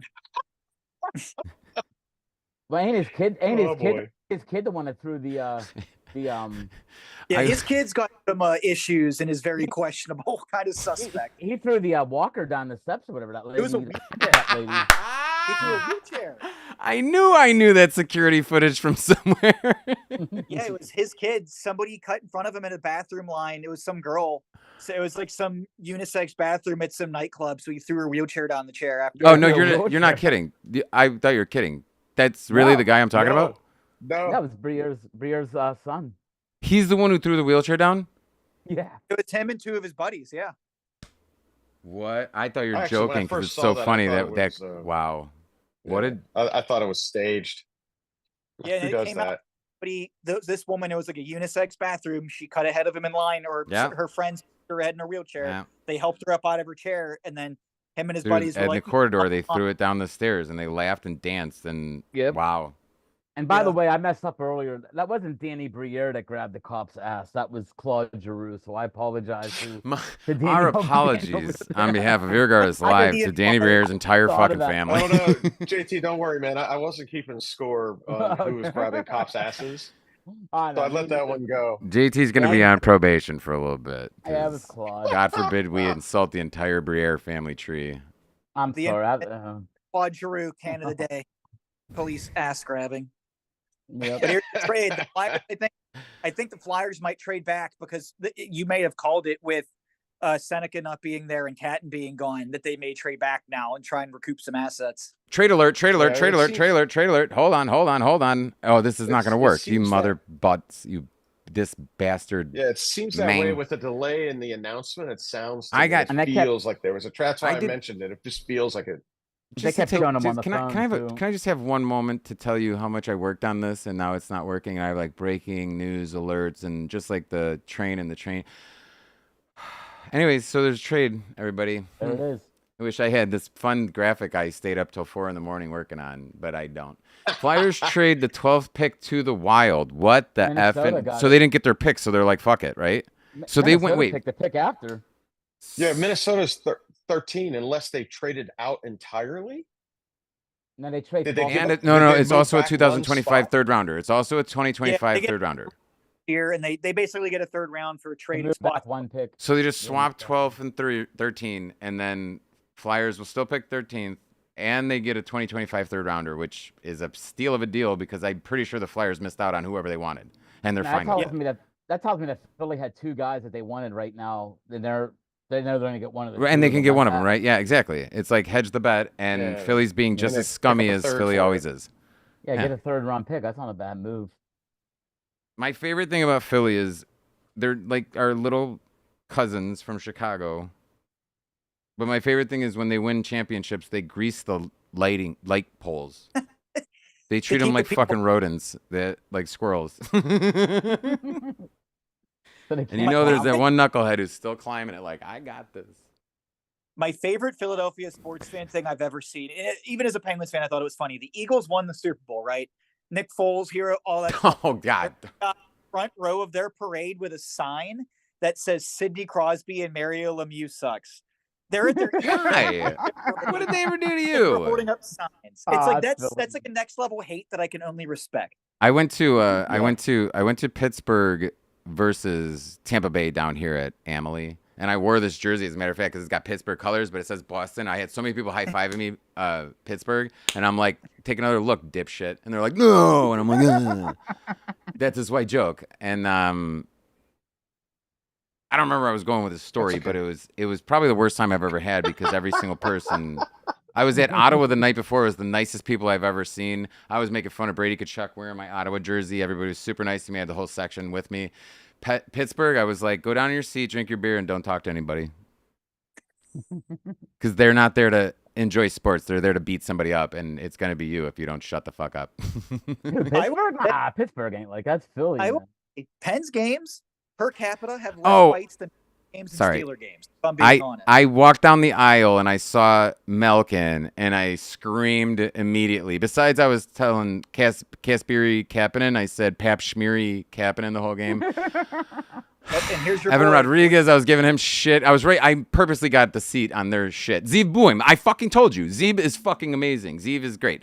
I walked up to That's a Malkin and he good looked me pick. dead in the eyes and I said, always the bridesmaid, never the bride. And it was bad. He didn't like that. He ended up getting 2 goals and 2 apples. Anyways, Here's the William too. If you're Minnesota, you're That's a set good pick. That's pretty good. Man. Brock Faber and now him. That's like it's like a Spurgeon. It's like a Suter. It's exactly the model. It's exactly who they want. And he's from Denver. He's gonna fit right in. Good for him. Yeah, I mean, this is a kid. It's a plus level skater.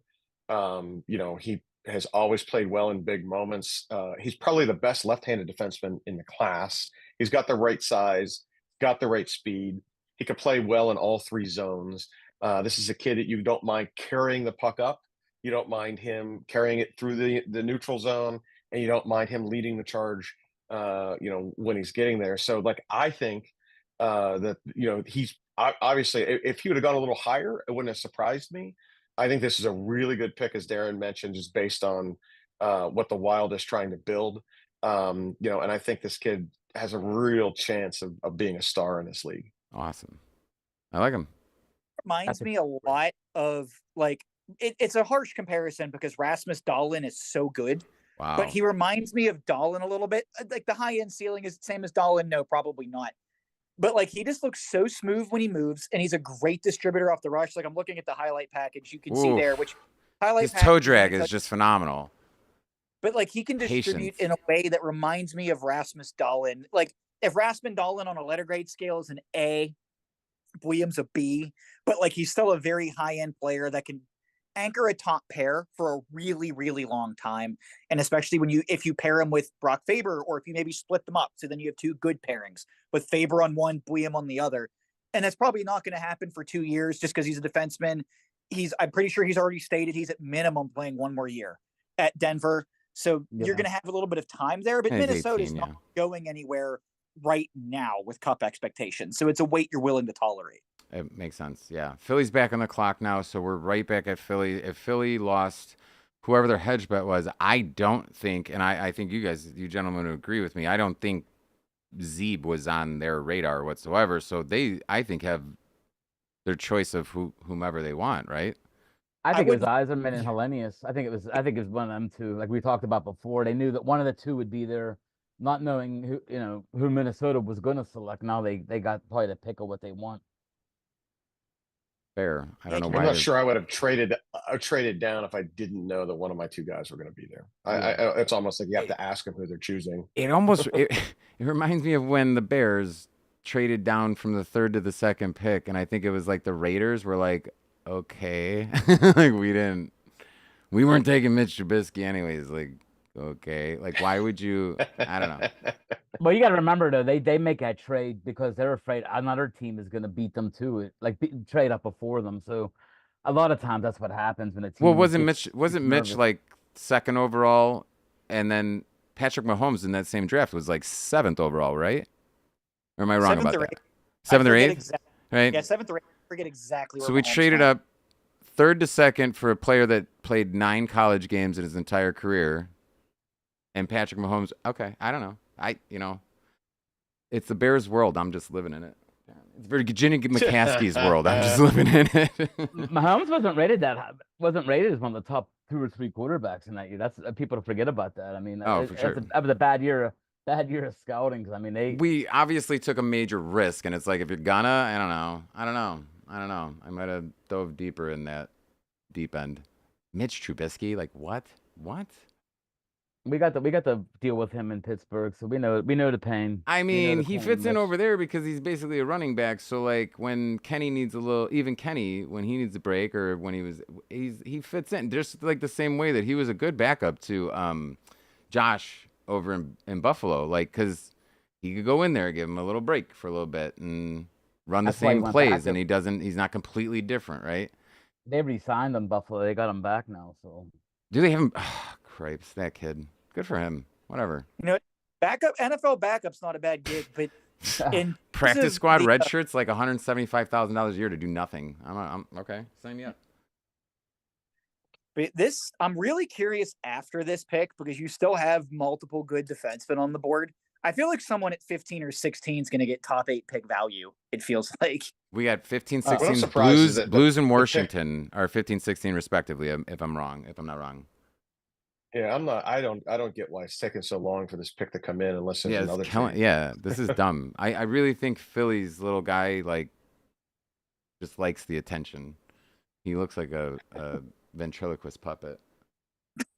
Oh, I will never forget Danny Briere scoring a goal while being like 4.5 feet offsides in a playoff game.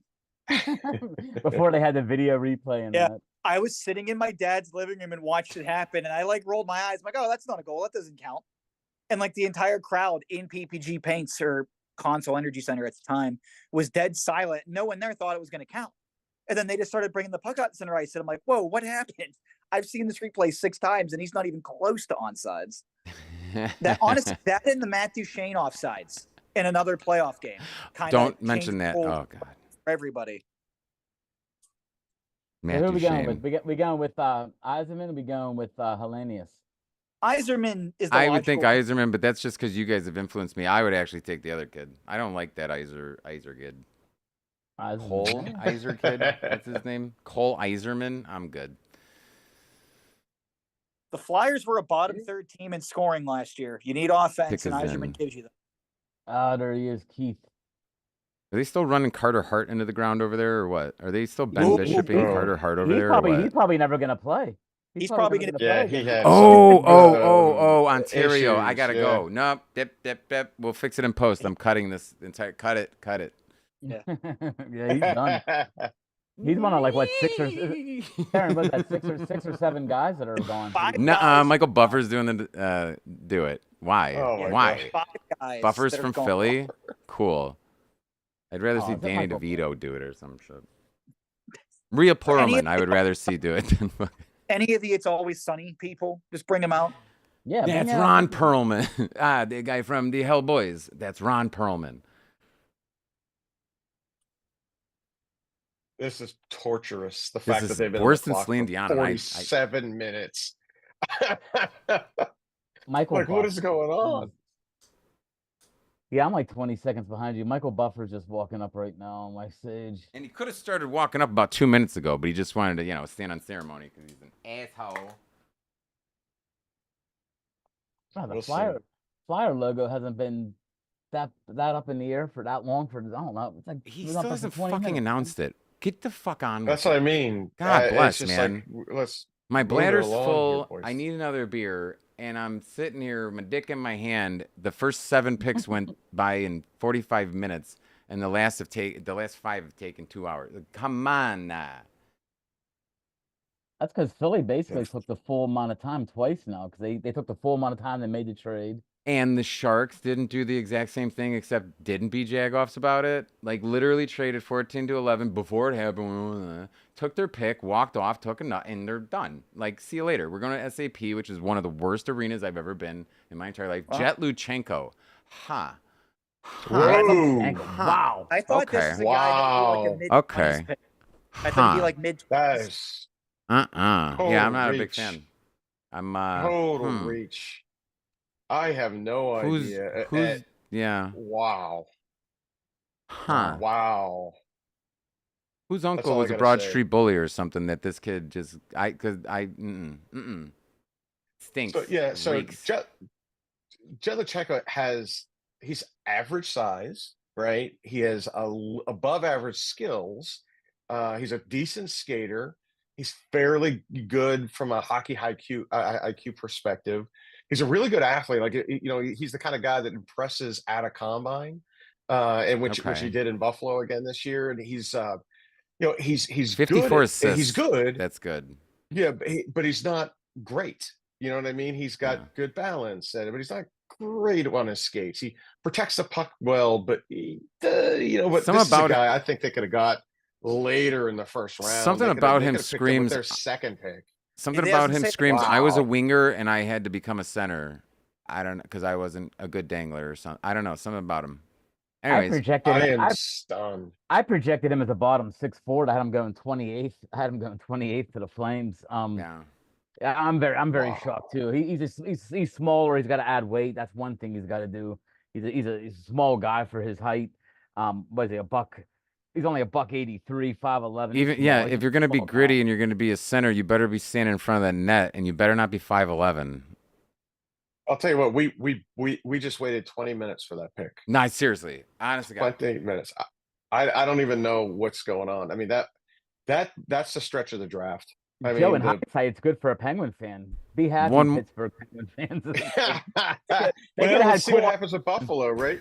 Yeah, they could have had technically, cool Eiserman, man. one more pick left, and I had all those graphics I worked on so friggin' hard, and anyways, one pick left. I just want to thank you before we even get into it. Thank you guys so much for being here. Draft Nation, seriously, Wow, coupling awesome. with me, and you guys, if anybody knows this in any video that I put out there, you know I'm no fucking bullshit. I don't care for your BS, your flop, your fluff, your garbage, right? These guys do it straight. Get over their fucking website now, draftnations.com. Like, they tell it like it is. They talk like me. That's why we can get along. We barely know each other, but you can see our banter because when you get it, you fucking get it. So, anyways, I'll toss it off to you guys again. Thank you so much for enduring Thanks, man. what I try to tell you is going to be an inevitability that we're going to have some technical difficulties. Hey, you're more on the Mike, hey, George. look. Just Go to ahead, cut JT. your I guys. was gonna say you're more on the George Carlin side than us with the math, but it's all right, man. It's all Buddy good. Jesus, I always I try. Well, look, we appreciate the opportunity to come on the Thanks. show and be part of this, and we also appreciate all the hard work you put in. We're irregardless of whether or not some of it worked and some of it didn't. We really do appreciate it, and that's what these things are for, man. Yes. They're dry runs. They're the first run out of this.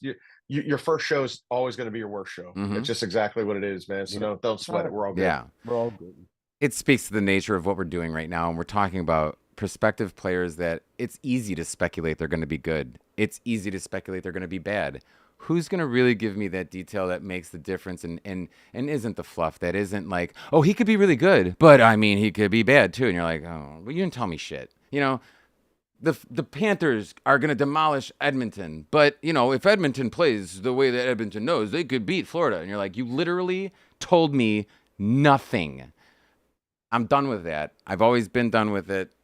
This is the real, this is the boss, this is the everything. This is coming from a guy who goes on, I went from Roto Grinders paying $49.99 a month to, I think a FanDuel one, $79.99 MRC. And as soon as I found Daily Faceoff and I found Puckpedia, I literally got rid of those, right? And then that just put me down the wormhole, and that information was given to you, but it's almost like Puckpedia is great, but and Daily Faceoff's great, but you can tell that it's just like people who are like almost accountants, and they just throw information like, you guys break it down. You guys make it real. You guys, you know, instead of this like, well, you know, we really hope it's like this kid came from here. He knows how to work with this guy. He can do this and he does that. He's proven this and that. And, you know, you give people the benefit of the doubt, but you never sugarcoat it. You guys are fantastic. And I hope I can recommend you to every single person possible. And that's not a plug. That's just me thanking you guys. Seriously. Thank you so much. Well, Mike, again, thank you very much. And that's what we're trying to do here. We're creating Draft Nation for a reason. It's because guys like us all love this kind of stuff. Yep. And whether you're a prosumer hyper fan of a specific team or a specific sport or all sports, if you like building teams, and whether you're playing fantasy, whether you're betting, or whether you're just a fan of drafts, this is the place we want to be. And we're trying to create an entire community around that so that you're getting the best bang for your buck and your entertainment dollar. And you might as well get it now while it's still free. So appreciate the opportunity to come on here and do some of this stuff. Yeah. There are so many scam artists out there that have legitimate brands that are feeding you garbage because you'll pay for it, and they're doing nothing but statistical fodder. This is free. Go sign up. It's easy. Takes you 2 seconds, and then boom, you're in. You're in the group. You're in the clan. The pick is in for Buffalo Sabres. I think after this one, I think it's fair to say that we can end this one. You guys gave me already 18 minutes over what I asked, and I really appreciate that again. Just to sign off a little bit, but tell everybody that this is exactly why we're doing this, so that, like we said, it's not bad to be hive-minded sometimes. And when we stick together, and we're all sick of the tyranny, we're all sick of the BS, we're all sick of the Stephen A. Jacksons, who's asking after the day after the fucking Stanley Cup, that motherfucker, I'm so mad, was on TV asking people what their best version of peanut butter and jelly sandwiches were. Didn't make a single mention of the NHL Stanley Cup. I was like, anyways, Consta, you know what? We couldn't have had it end on a better pick This Consta. is God bless. this is like my guy. Like I've genuinely enjoyed. Like I am not as into the nitty gritty as JT and you guys can get with prospects. I am much more of I like the analysis once the player's here. They're not overseas anymore. But Consta's a guy. I remember seeing highlights from him, and I'm like, I know I compared him to Couturier before, but he's like he gives me Finnish Couturier. The Finnish quality- kids. Oh, Sasha. quality Ugh. player. And my favorite thing with him, especially in Buffalo, I think this is actually a great fit. Eichel's out the door, right? You have Tage Thompson, Middlestad's out the door as well. So you have Tage Thompson, you have Cousins that has been bounced around wing and center a little bit. There's space at center for a very good two-way guy to be that second wave. Do you think that they dropped Skinner? This was the move. Skinner got bought out to make way. I don't think Skinner has too much to do with this. I think this is, hey, Eichel and Middlestad are gone. We need another center here after Tage. Cousins has played a little bit better on the wing at times. Maybe we go get another center here to buoy that second line. And I think this is that pick. I don't think you see him this year or next year, barring him having a crazy developmental camp. But he's like, if you can build a player who's not going to be a star, right? Like you can't make a Sidney Crosby. You have to build within restrictions, but you can make someone in like a test tube to be your second line center. Consta Hellenius is that dude to me. So what you're saying is he'll be on Detroit in 3 years. Okay, all right, I got you. I love this profile of player. I genuinely do. I love Buffalo's incessant nature to try and develop people too fast and then ship them off as soon as they're not panning out, and then they have prolifically good careers on other teams. And Kyle Okposo comes to mind. I don't know. I was hoping the way the kid plays. He's so good in the faceoff circle. He's a great defensive player. He plays both sides. Like I mentioned before, he might be the smartest player in the draft when it comes to that thing. But you're not. To Darren's point, you're going to see him on the forecheck. You're going to see him on the back check. You're going to see him, moving the puck. The kid's just an intuitive player, and I'm looking forward to seeing him as a pro. That's awesome. That's awesome. We always just want to look forward to these kids growing. No one wants them to do poorly, right? If we could wrap it up, I will go to JT first to give us a little rundown. How you feeling? How everyone's a little off kilter now that this is, we've gotten the 15 in. We'll probably get a chance to see what Detroit's is. But what's your recap and then your little goodbye, and then I'll go to Joe and then to Darren.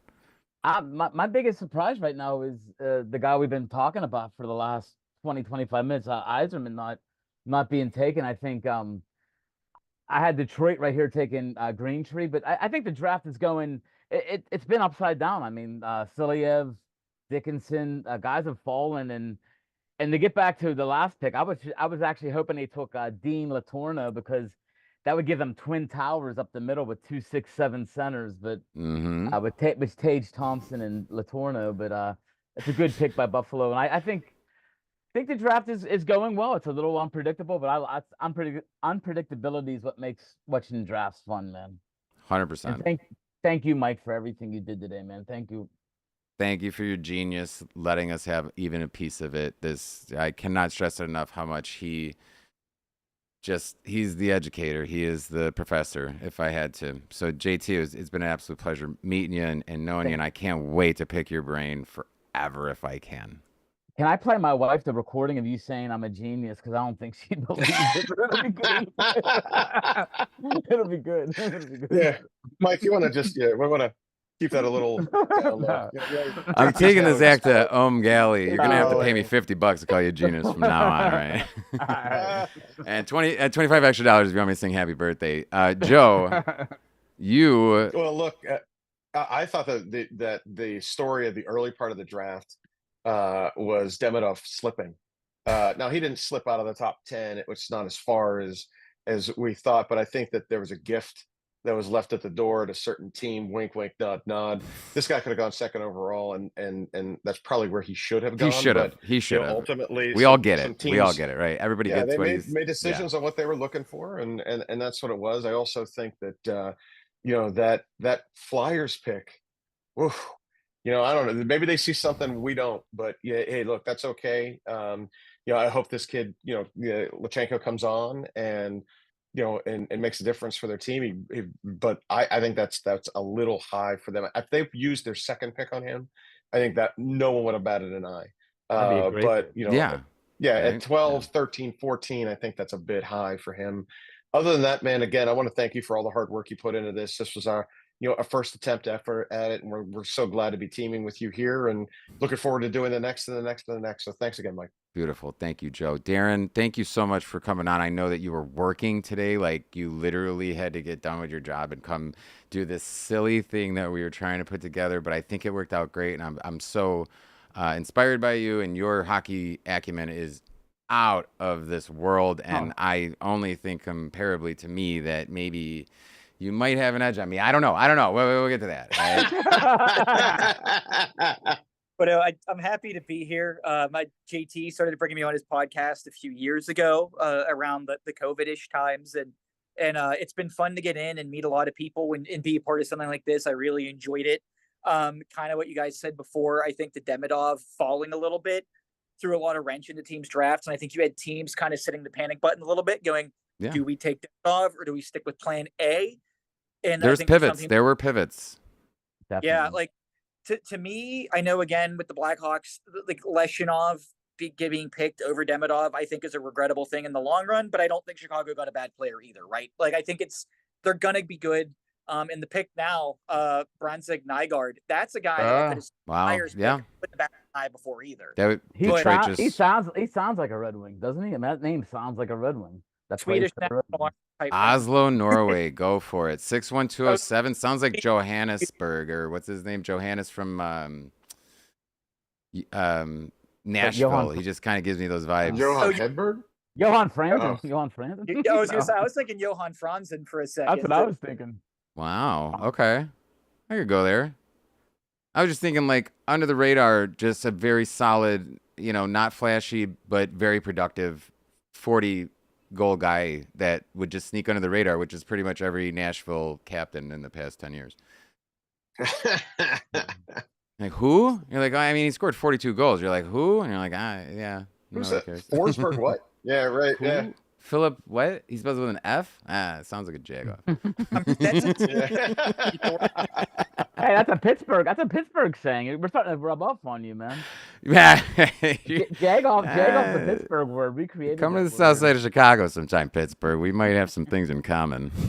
Hey, man. Yeah. Anyways, I'll break it off there. You guys have been fantastic. Let's do it again sometimes, because this was literally the best time that I've had just chatting about something I'm so passionate about. I know that you guys enjoyed it, and I know that anybody at home, whether they watched or not, and whether you're watching on repeat or whatever it means, if you're going to watch it anyways, if you're going to follow it anyways, jump on fucking the website and come chat with us. We're very available. You can even, JT, if I may, he writes articles on there all the time, and I guarantee you he will answer anything that you have to send him. If I may, if you send anything to me, we are open books. We are not the other ones that we're not even going to speak of. We are better. We are the reason why we had to do this, because we didn't want to. We love sitting on the couch. I love putting this thing back and just putting my little seat up in my back and just drinking my beers and watching my hockey, and I don't have to tell nobody nothing, right?